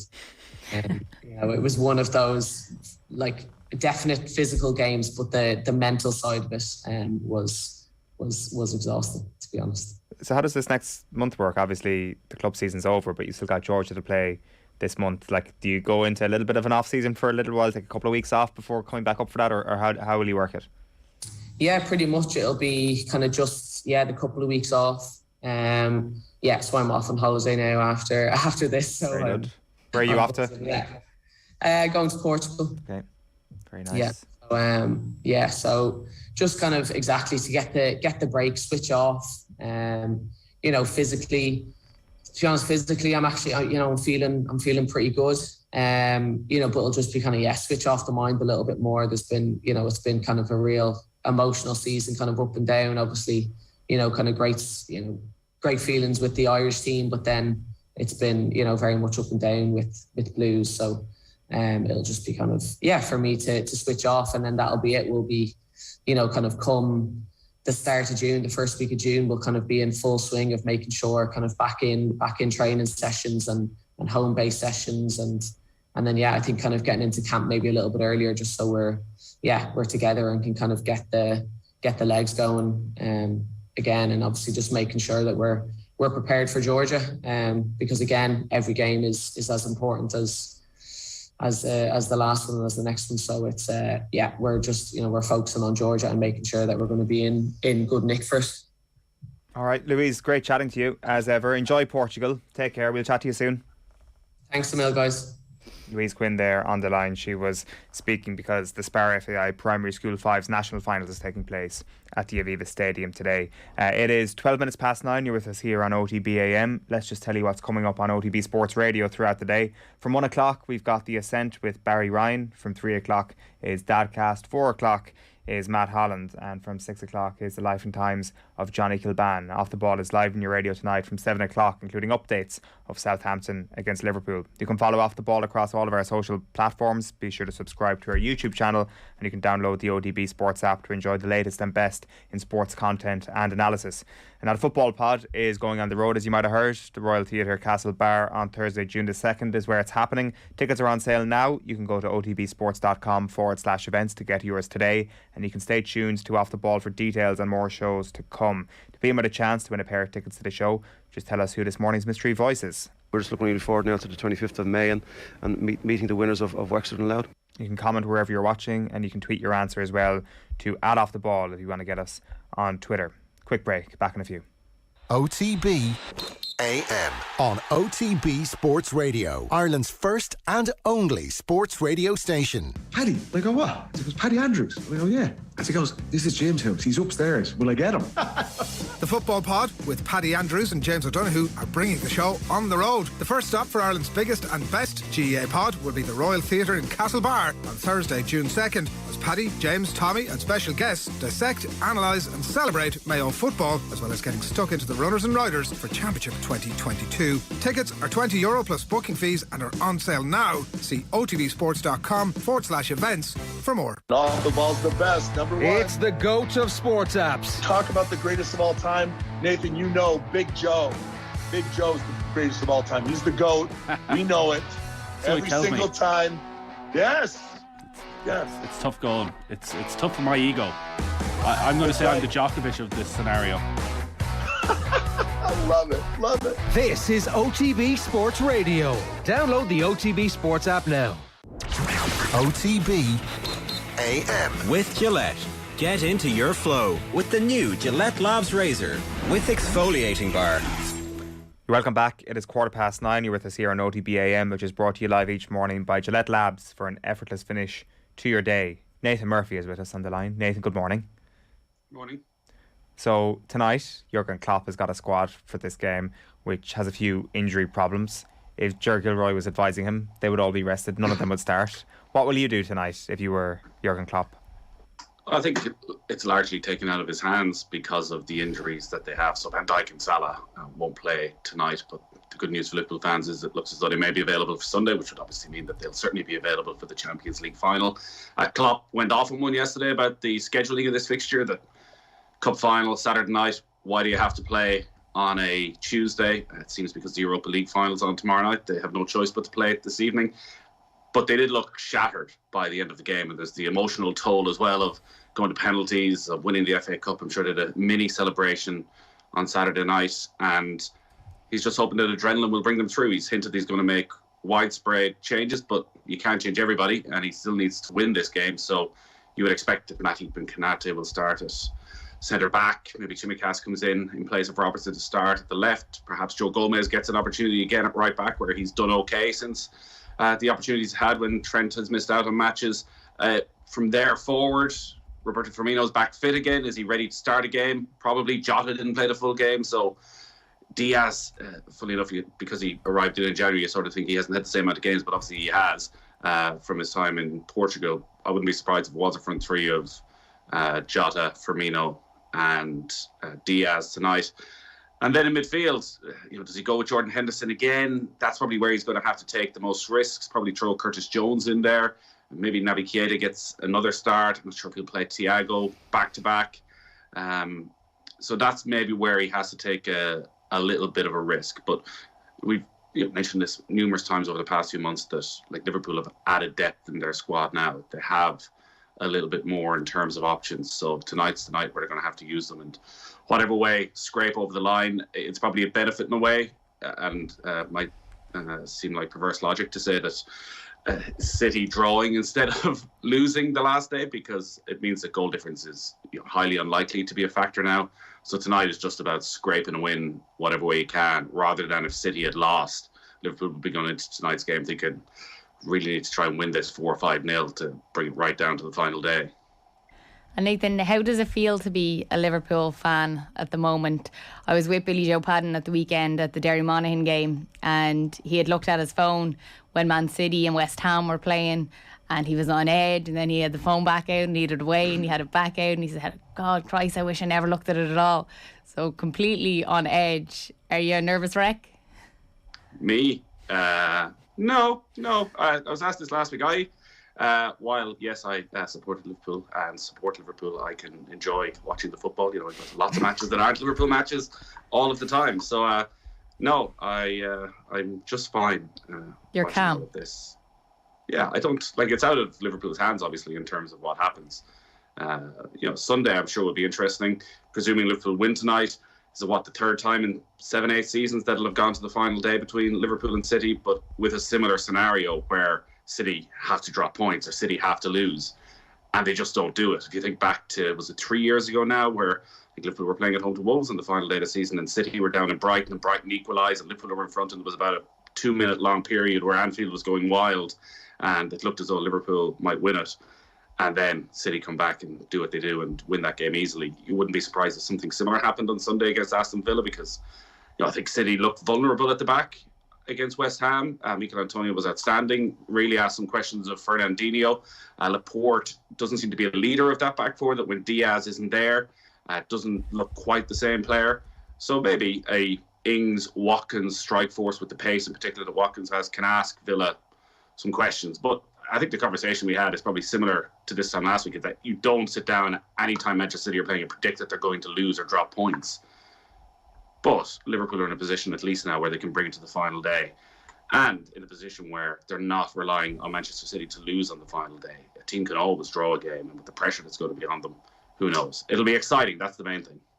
When you look at the kind of the slew of fixtures that's coming up, and I guess just Liverpool kind of trying to get this season finally finished after all the games they've had to play, does the tiredness in the legs give you concern ahead of the Champions League final at all, or does that feel so far away at this point that it's not going to be a factor at all? That I don't know. They're obviously going to play a full strength team tonight, and if they win, they're going to do that on Sunday, and then you've got 6 days of a turnaround before the Champions League final. Is that fatigue at all a bit of a concern on the evidence of Saturday?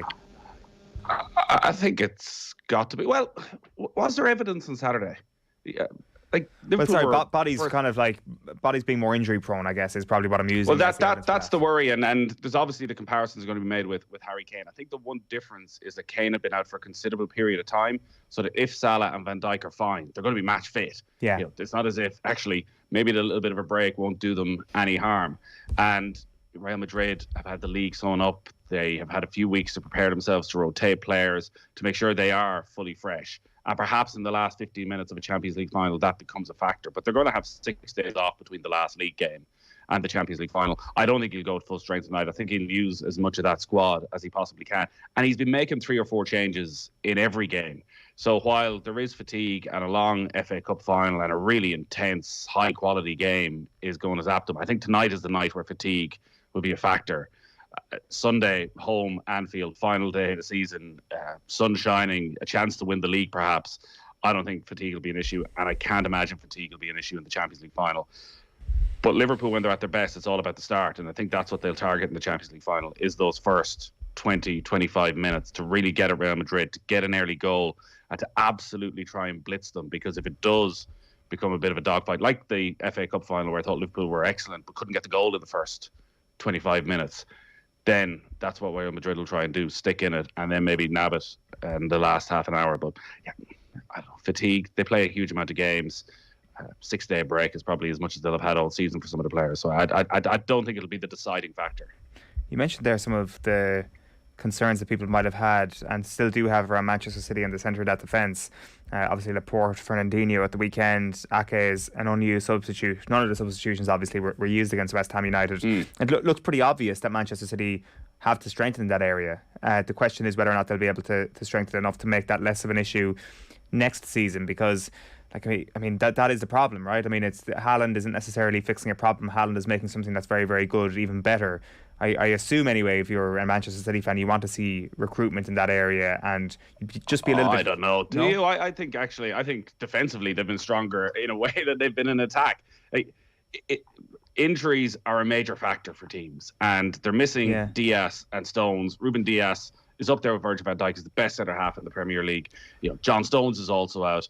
They still have Aymeric Laporte. He's choosing not to play Ake because he obviously has decided he doesn't want 2 left-footed centre backs playing together, and is trusting Fernandinho's experience. It's Manchester City. They could go and spend another 40 million on a Nathan Ake type. They could go and sign a James Tarkowski or somebody like that that's around and who can come in and play 15, 20 games a season. But I think generally City have been exceptional defensively. But when you're missing your best players, there's going to be a weakness. And it was Liverpool's problem last season. It's go down through that league and look at teams that are missing players. Arsenal, their decline since Thomas Partey got injured. Look what Leeds have fallen without Calvin Phillips and Patrick Bamford. And of course, there's other reasons behind all of this. But if you're missing your best players, and you're always going to have to build a team around your very best players, there's going to be a bit of a dip. Now, that doesn't mean Manchester City are shambles at the back, but it does mean they're a little bit more exposed than they would like to be heading into the final day of the season. As I say, with the pace of an Ollie Watkins and Mikel Antonio really put it up. Like West Ham are a very, very good team, and Bowen and Antonio were both brilliant on Sunday. But would Pep Guardiola much prefer to have John Stones and Ruben Dias alongside Aymeric Laporte? Absolutely. But I'm not saying they're a shambles. I'm just saying that if you look at them compared to Liverpool, the reason why there's a goal difference cushion is because Manchester City have scored more goals than Liverpool. They've conceded the exact same amount of goals at this point. And what Manchester City are after over the next little while is perfection. Like, they've done everything. They've won everything. They've won the Premier League with 100 points. They've come close to doing perfect seasons, near perfect seasons in the Premier League. That what they're trying to make better is something that's already pretty amazing. So I think they've obviously done that in attack. What if next season they're in this position again where he can't trust Nathan Ake because he's the wrong type of foot? He's a left footer. He can't be trusted on the right hand side of the defence. What if they're in this position again next season and they're in a Champions League final? Like, that's the sort of thing that will almost be used as a way of painting a Manchester City season as a failure, because they're not going to win the Champions League if that's the thing that's holding them back. Like, that's the margins we're talking about here at Manchester City. I don't think anybody's suggesting that they're anything close to a shambles. No, but I understand what your point is, but and I don't want to get into is Guardiola a failure because they haven't won the Champions League. But how much do you need as a manager? If the conversation after the semi-final defeat, if they had an Erling Haaland or if they had signed Harry Kane, they have unbelievable talent in every part of the pitch. You shouldn't need the 11 best players in their position in the world to be able to win a Champions League or to achieve perfection in the Premier League. So Erling Haaland, yes, will come in and maybe will even transform Manchester City's attack to greater things, but they already score an enormous amount of goals.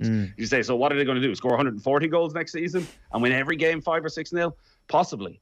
But they have options at the back. So what do you do? Go and spend 60, 70 million on another centre-back next year so that you have Diaz, Laporte, Stones, a new signing, and Nathan Ake's your fifth choice. Maybe they do, and Manchester City have the means to go and do that. But I think they should, and they can still, pull a team together that can get a job done over a couple of matches when they're stuck. And maybe he does change his mind and go, you know what, Nathan Ake, I will trust you. I'll play Laporte on the right-hand side. I'll put you on the left-hand side.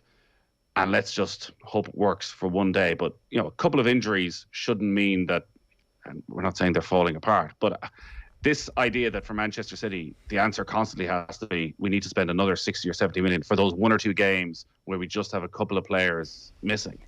You get through it, get the job done. Fernandinho leaves.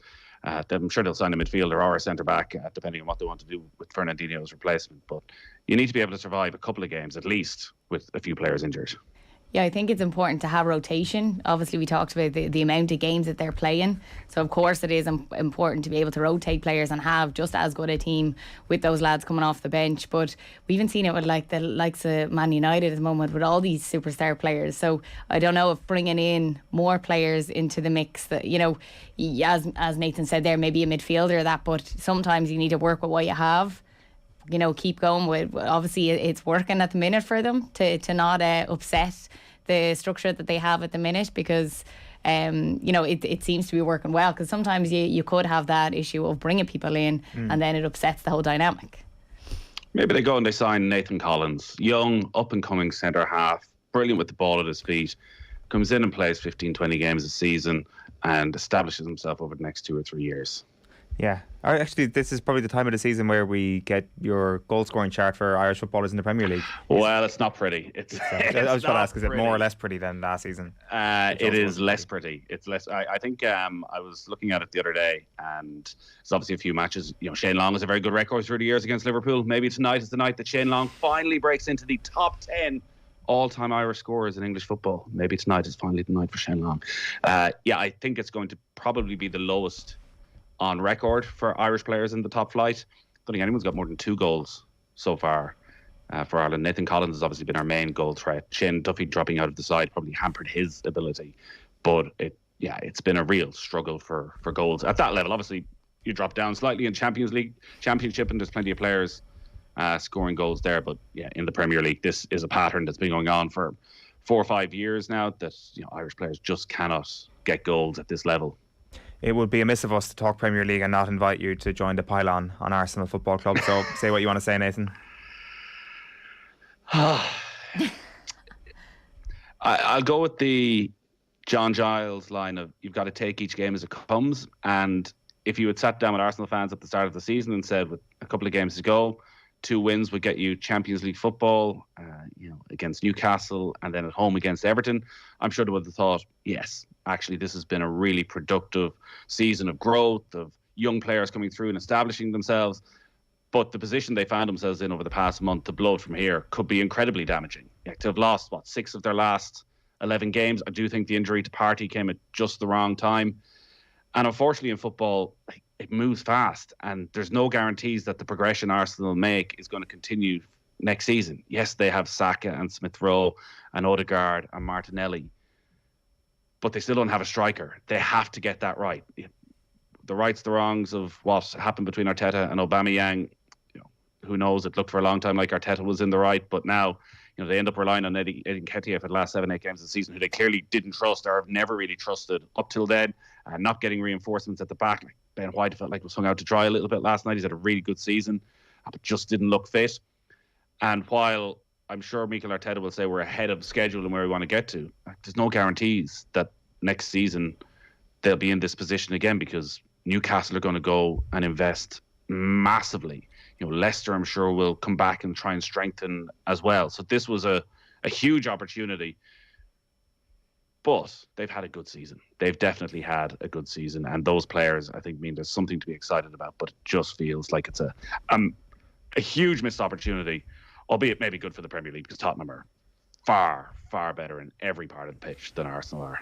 It's hard to disagree with that. We will have, obviously, live commentary on Sunday, and we'll be bringing you up to speed on everything that's happening on the final day of the Premier League. There's obviously going to be a bit of drama at the bottom. How do you see that storyline going? I'm never sure on predicting what's going to happen at the bottom of the table, because different teams are in different places at the end of the season. Right now, I think Leeds look the most vulnerable, even though they do have a point more than Burnley. The fact that Burnley have that game in hand on Thursday night against an Aston Villa side who don't have much to play for, and then Newcastle, it felt like their season finished last night. So I think Burnley will get a point at least, and then Brentford Leeds has 4-3 one way or the other written all over it. It's who can keep their emotions in check. It's been really noticeable, I think, over the last couple of weeks that so many of those teams at the bottom have been getting red cards, have been getting caught up in a lot of scraps. Obviously Leeds, when you think the way Arsenal have imploded in a way, for Leeds to be 2-0 down and the game gone inside a quarter of an hour is a terrible sign. They've had a lot of red cards. Their heads seem to be completely gone. I thought Burnley against Tottenham was an opportunity, and again became a real scrappy match. There was a load of flashpoints. There was a load of pushing and shoving at different times. And likewise Everton, down to 9 men at the weekend. So I think Leeds, because I just wouldn't back Leeds to get anything from that game against Brentford, and I think Burnley will get at least 1 point from their last 2, and Leeds' goal difference is far worse off. But it's a shame in a way that Arsenal didn't get something from last night, because Arsenal-Everton, if it was all at stake at the Emirates on Sunday, would have been one of the great final day games. Whereas now it feels it's probably only going to mean something for Everton, if even that, because Everton obviously can win and be safe against Palace at home in Goodison on Thursday night. So if you were to force me into a decision, I would say Leeds. Yeah, Arsenal blowing it at home against Everton in the final day of the season would have been way more dramatic. That would have been far better for the neutrals. You were scarred for a long time from this trip to Tottenham on Thursday night. Yeah, I think I've just been scarred forever. It was just like the first time in a while that there was just a slight sense of belief. I never believed at all, and I was vindicated when they went on that losing run against Crystal Palace, and wherever they lost, I was like, I was right all along about Arsenal. I was right about you.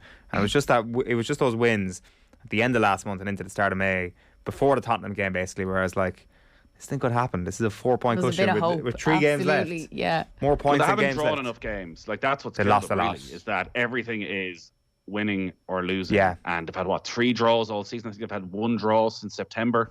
So you turn a couple of those defeats into a point, and it's still in Arsenal's hand. Yes, that does make it a lot harder to take for sure. Very quickly, Nathan, who are you looking at for the USPGA?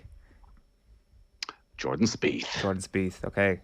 Jordan Spieth's going for the career Grand Slam. Yeah. We often talk and spend 8 months talking about Rory and the career Grand Slam at Augusta.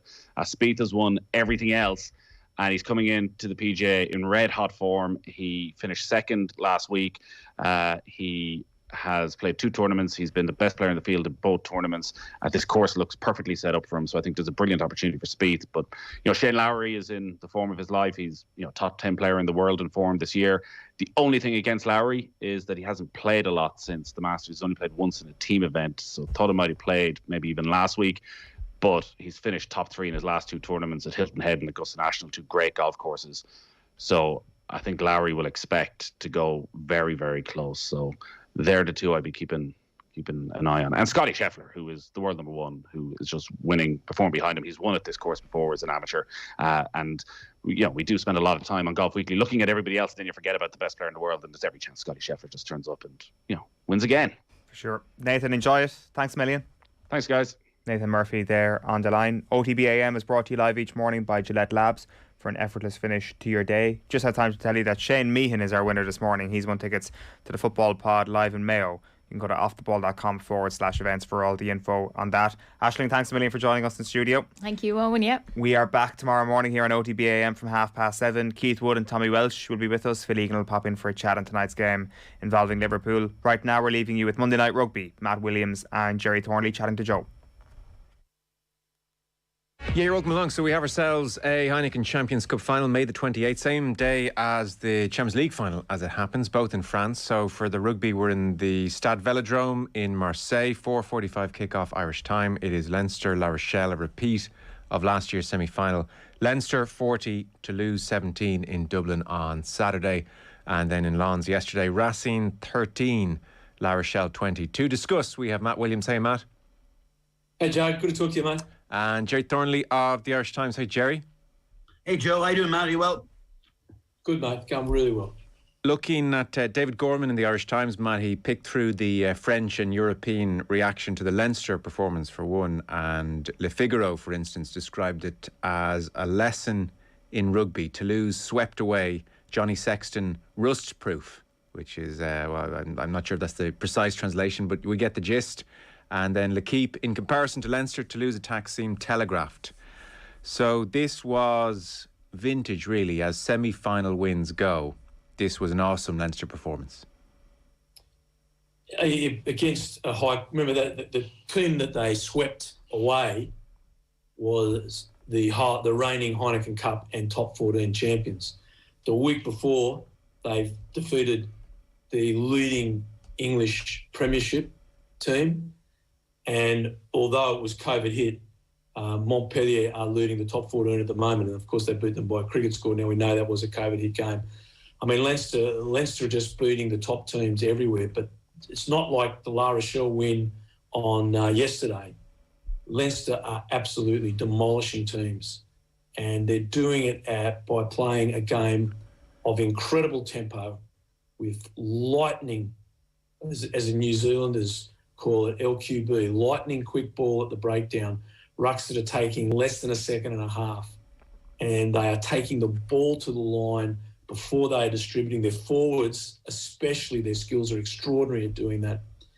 And they're just asking questions at such a pace that the defence cannot answer all those questions. And it is magnificent to watch. It is a great victory for attacking rugby over rushing defence. So you see in the history of the game responds. So we had this negativity of this rushing defence that came out of the Lions trip to New Zealand. And it's taken the game a while, but now it's responding, and it's responding with skills and pace and tempo. And it's just been, great to watch and a joy. But if you're a Leinster supporter, it's just been a pleasure. Jerry, look no further than the words of Ugo Molla, the Toulouse coach. And we are talking here about the defending European champions. So he said afterwards, Leinster's speed was quite remarkable. We have taken a real rugby lesson today. Yeah, lovely words to hear, as well as him also saying that while allowing for fatigue. He says the top 14 doesn't really prepare them for high-end European matches because the ball and play time is around 32 minutes in the top 14, where he said it's nearer 40 in the Champions Cup. I'm not sure about that, but it's certainly Leinster would be comfortable playing with 40 minutes ball and play time. So I would imagine that was very much the key to their approach in the semi-final. I think presumably will be the same again in the final against La Rochelle. Plenty of ball and play time. I was a bit puzzled by, given that tacit admission by Ugo Mola afterwards, I was a little bit puzzled by some of their tactical approach, particularly the aimless kicks down the middle by Romain Ntamak and Antoine Dupont, two of which in the first half just really succeeded in keeping the ball in play, and Leinster actually went upfield and scored 2 tries as a result of those kicks as well. And bar the scrums after Tadhg Furlong went off, it was hard to think of an area or department of the game where Leinster weren't comfortably superior, the better team. I mean, what was really encouraging was, because French packs have caused them trouble in the past, and Saracens as well, and that ogre Will Skelton, who won't be playing in the final, unfortunately for him, but helpfully for Leinster, I think. They've had a tendency to be beaten up physically up front a little bit. If anybody got beaten up, it was Toulouse, that big pack and their 6 forward replacements. Like, Leinster won the majority of the collisions. This was helped by some wondrous footwork just before contact. It's something they really finessed on the training ground with Stuart Lancaster. You look how much Josh Van der Fleer, we've spoken about that some often in the past, how much he's improved as a ball carrier because of the angles of his runs and his footwork. Caelan Darcy's footwork. Dan Sheehan, when he came on, footwork before contact. So they're winning collisions, they're taking tackles their turn, they're getting over the gain line, and then, as Matt says, they're generating lightning quick ball. And then it's the variety of the attacking options that they have. I mean, it's every ball carrier seems to have 3 options: inside, outside, or at the back every time. It's just so hard. You almost feel for defenders. When Rory Arnold bought that dummy from Johnny Sexton, he was still travelling to the other end of the ground by the time Johnny put Josh Van der Fleer over the line. It was just a sensational pullback from Ross Maloney as well. Lovely dummy. And one of the many beauties of this system as well is that although Johnny Sexton is still integral to it, because he's not always the first receiver, he's not getting as much. He's not getting hit on the ball as much as he used to either. Now, he's still making his tackles, but he's also playing supremely well. I mean, it was a majestic performance by him. And then the beating heart of this side is Gibson Park. Like, we've spoken again about him, but like, I suppose it's inevitable that there's going to be 1 or 2 mistakes by Jameson Gibson Park, because he's playing at 100 miles an hour and he's got to make every decision in a split second. And actually, when you see a couple of errors like last Saturday, it reminds you how generally often he gets it right and he executes it well. He just didn't when he shinned that ball through onto Antoine Dupont. So, like, yeah, there were masters in every department. They look fresher, as I thought they would be, because their game minutes are much less and they're better managed. Leo Cullen's done a tremendous job there in planning this campaign. 59 players used. And it's the excellence of the squad depth that allows them to rest up for 2 weeks while the third string team are over in South Africa, or second string team, and they can prepare for Leicester and then prepare for Toulouse. No doubt none of the frontliners last Saturday will start again this Saturday. Myself and Matt were talking about off air. It'd be very interesting to see what Rog does with La Rochelle, because they've got a big game at the weekend at home to Stade Francais, and they're just outside the top 6. So yeah, they're in a very good place, Leinster, and a better place than last year when you think that they didn't have Johnny Sexton that semi-final, when they didn't have Andrew Porter in that semi-final. On the proviso, just last thing on this, on the proviso that Tadhg Furlong is okay, and also that James Lowe is okay, because he's such a valued member of this team now. Like, from 29 kicks out of hand, Leinster made over 1,000 metres. Like, that's phenomenal. And a lot of that was down to James Lowe's boot, and a couple of times down to the Duracell bunny that is Gibson Park making his chases. But like, he's just a weapon that can't be replaced. And his tries may have been walk-ins, but that's 13 tries in his last 8 games for Leinster. Oh. And Jerry, what's the quick word on Furlong's fitness and Lowe's fitness? They don't seem to be unduly concerned. I mean, you don't get a huge lot of information from most teams now about, you know, in terms of players' well-being and so forth, from Ireland and Leinster in particular. But they don't seem unduly concerned. All they did was confirm they won't play this weekend. But they were never going to play this weekend anyway. So the indications are that, touch wood, they should be fine. Matt, we were chatting about Tadhg Furlong's 20-metre skip pass yesterday and admiring it, and then Rob Kearney pointed out, you know, it's his bad side, by the way, everyone. You know, he's a lefty. So, I mean, like, we're just scratching our heads a touch. You might speak to us about the point Jerry made about Sexton. He is not popping up in the same position in comparison with previous years at Leinster. Yeah, 2 years ago, I thought Johnny was finished. And I said it publicly, and, to Johnny's undying credit, and look, I wasn't the only one. He wasn't playing well. And he has found a way, at a very ripe age for an international top-quality rugby player to come back and play some of his best rugby in his middle 30s. I mean, it is an extraordinary story. I've seen other players in that position survive and play and modify their game, but they modify their game backwards. If I think of the great Grant Fox, and you go back into time and see the 10s that might have been lightning quick in their early days, and they play a different game if they survive into their early 30s. But what Johnny is doing as a ball-carrying 10, I really can't tell you another player that I could compare him to. I think this is a really unique story that we're seeing.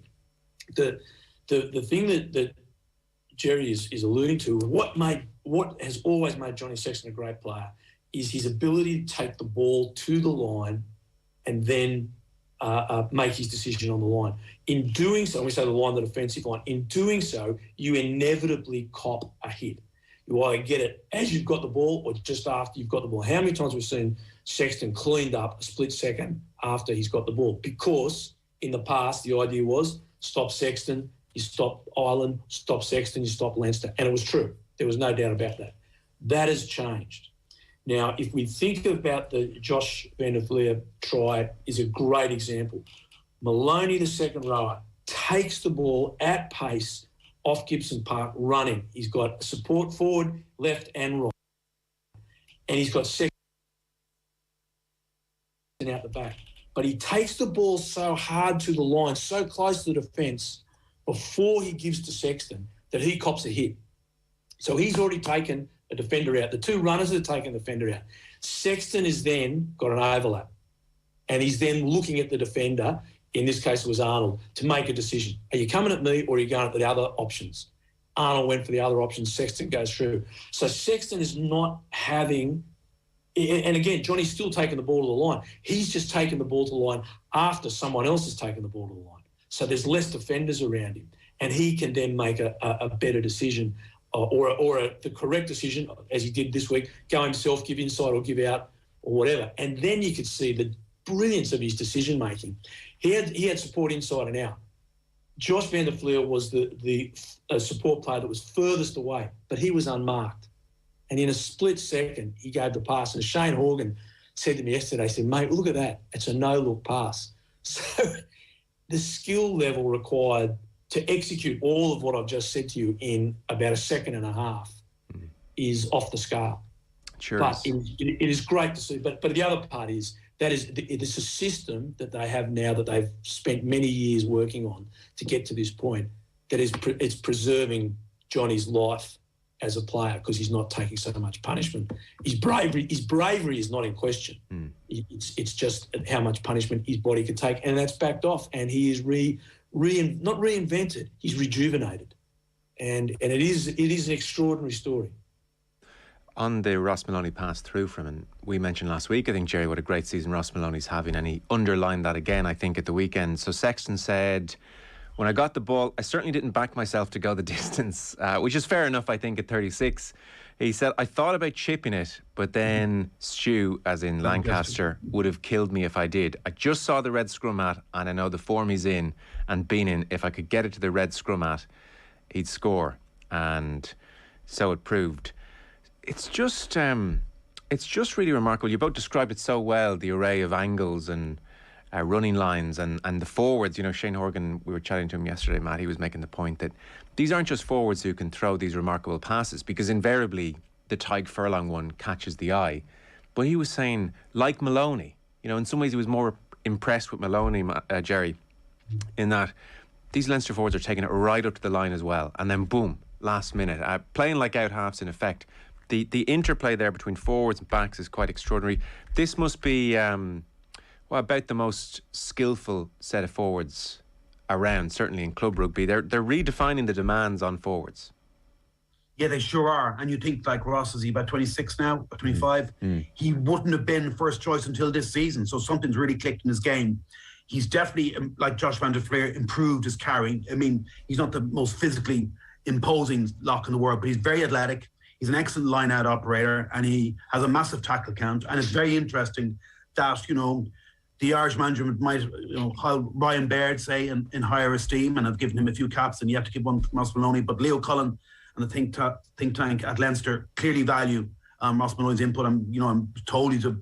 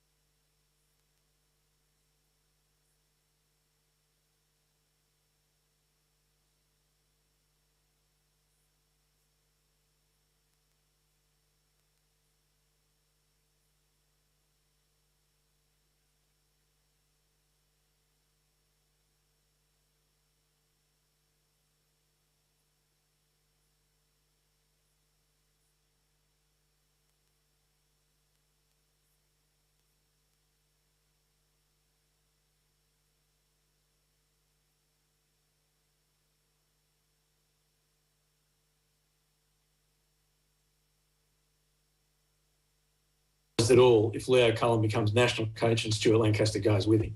That is also that's another one. After Andy Farrell, and I'm not suggesting Andy Farrell should be removed in any way. I think Andy Farrell's doing a phenomenal job at the moment. But there is another progression to that as well. Because I think something, it's a slightly different topic. But if you look at the final, we've got two wonderful young Irish coaches involved. We have got assistant coaches last week, or Irish products of Ireland. And it's about time that the way Ireland develops its players, which is magnificent. So all the things we've said about Leinster, that's been done with local talent. There was 20 boys born and bred in the province on the field on Saturday. All the guys that went to South Africa and did those magnificent things, they're all local guys. I mean, overseas, they just can't believe this. I talk to people in France and they just can't believe that's happened. I mean, it's a phenomenal story. Yeah. But we don't do it with coaches. Yeah. Part of bringing in, how I ended up there, bringing in external technology has been good for Ireland because that brings in new ideas. And I don't think we should just do that. But I do think it's time that we recognise some of our own in the future and bring them back to be part of it. Just a last one before we hit Racing La Rochelle and then preview the final to some degree or other. Leinster this year versus last year, Matt. So Jerry's mentioned the pack and how that's improved massively. Just in this attacking style that you've both outlined, is this a step forward from what Leinster were doing last year against, say, La Rochelle in the semi-final, this attack? Yes, without doubt. I think there's a few aspects to this, Joe. One is the adoption of the Leinster philosophy by the national team. So if you look at the bulk of that Leinster side, they have been playing a very, very similar game plan since November last year with the national side and prior to that. So there's no change. And Leinster are providing the bulk of the national side. So they're just playing the same way against great opposition week in, week out. That's had a huge impact on Leicester's performance and on the national performance. And Jerry knows, I've been screaming for this since I walked in the door in '99 for a national philosophy. And that's where Andy Farrell deserves so much credit for adopting this. The second part of that comes back to Stuart and Leo. This has been drilled into these guys for years. And the trouble with long-term athletic development, it takes a long time. And we're seeing the benefits of this long-term athletic development. And the last bit, Joe, as Jerry said, we had these injuries. There was away semi-finals. The stars have aligned for Leinster for this year. And it doesn't happen all the time. They're fit, touch wood. They're playing a style that they're very happy with. It's taken them 3 or 4 years of development to get here. They played it with the national team, and that gives them great confidence. They beat England away. They performed against France away, and they beat the others. They've beaten the current holders of the cup. They've got a lot of belief, and I don't know that they had that against Saracens 2 years ago. And I think against La Rochelle, they had injuries. It was their second big away game. Things just didn't go well in that second half. Now, there's a few other reasons for that. But there is a whole lot of factors come into this, the aligning of the stars and the skills that is producing this wonderful, wonderful rugby from 20 boys or men born and bred in the province. And along with Sexton, that is equally a wonderful story. Yeah. Actually, you'd have a great sense of global rugby, even talking to you down the decades. Any other comparable examples of a team being as successful, club team, as Leinster, with basically all of the players, the vast majority from the immediate hinterland? Do you want me to show you the scars? I got them on my back here from coaching against Auckland, the great Auckland side. Sean Fitzpatrick, Zinzan Brook, Michael Jones, Olo Brown, Junior Tuunu, Lee Stensness and Aroni Clark, the great Carlos Spencer at 10, Jonah Lomu on one wing, Cashmore at fullback, and Joeli Vendiri on the other. Okay, they're the greatest. That'll do. The greatest. That'll do. Yeah. I've got that burned into me somewhere. They're the greatest. They're the greatest side I've ever seen or coached to get a provincial level, and Leinster are banging there or thereabouts. What Leinster have to do now is win a few more trophies. That team won Super Rugby 4 or 5 years in a row. They were just phenomenal. So Jerry, Crusaders be close. Wouldn't Crusaders be a little bit close? They've got a great reputation for developing their own talent within their own system. But there again, the New Zealand system is slightly different. They often identify players from all around the two islands as opposed to just within their own province. That's exactly right, Jerry. That's what I meant. That particular generation, just when we came into professionals, they were Aucklanders. No, Leinster are pretty unique. Yeah. No, it's extraordinary. Jerry, I can imagine Ron Nagar listening to this. This is like a quasi-colony. OTB AM. With Gillette. Get into your flow with the new Gillette Labs Razor with exfoliating bar.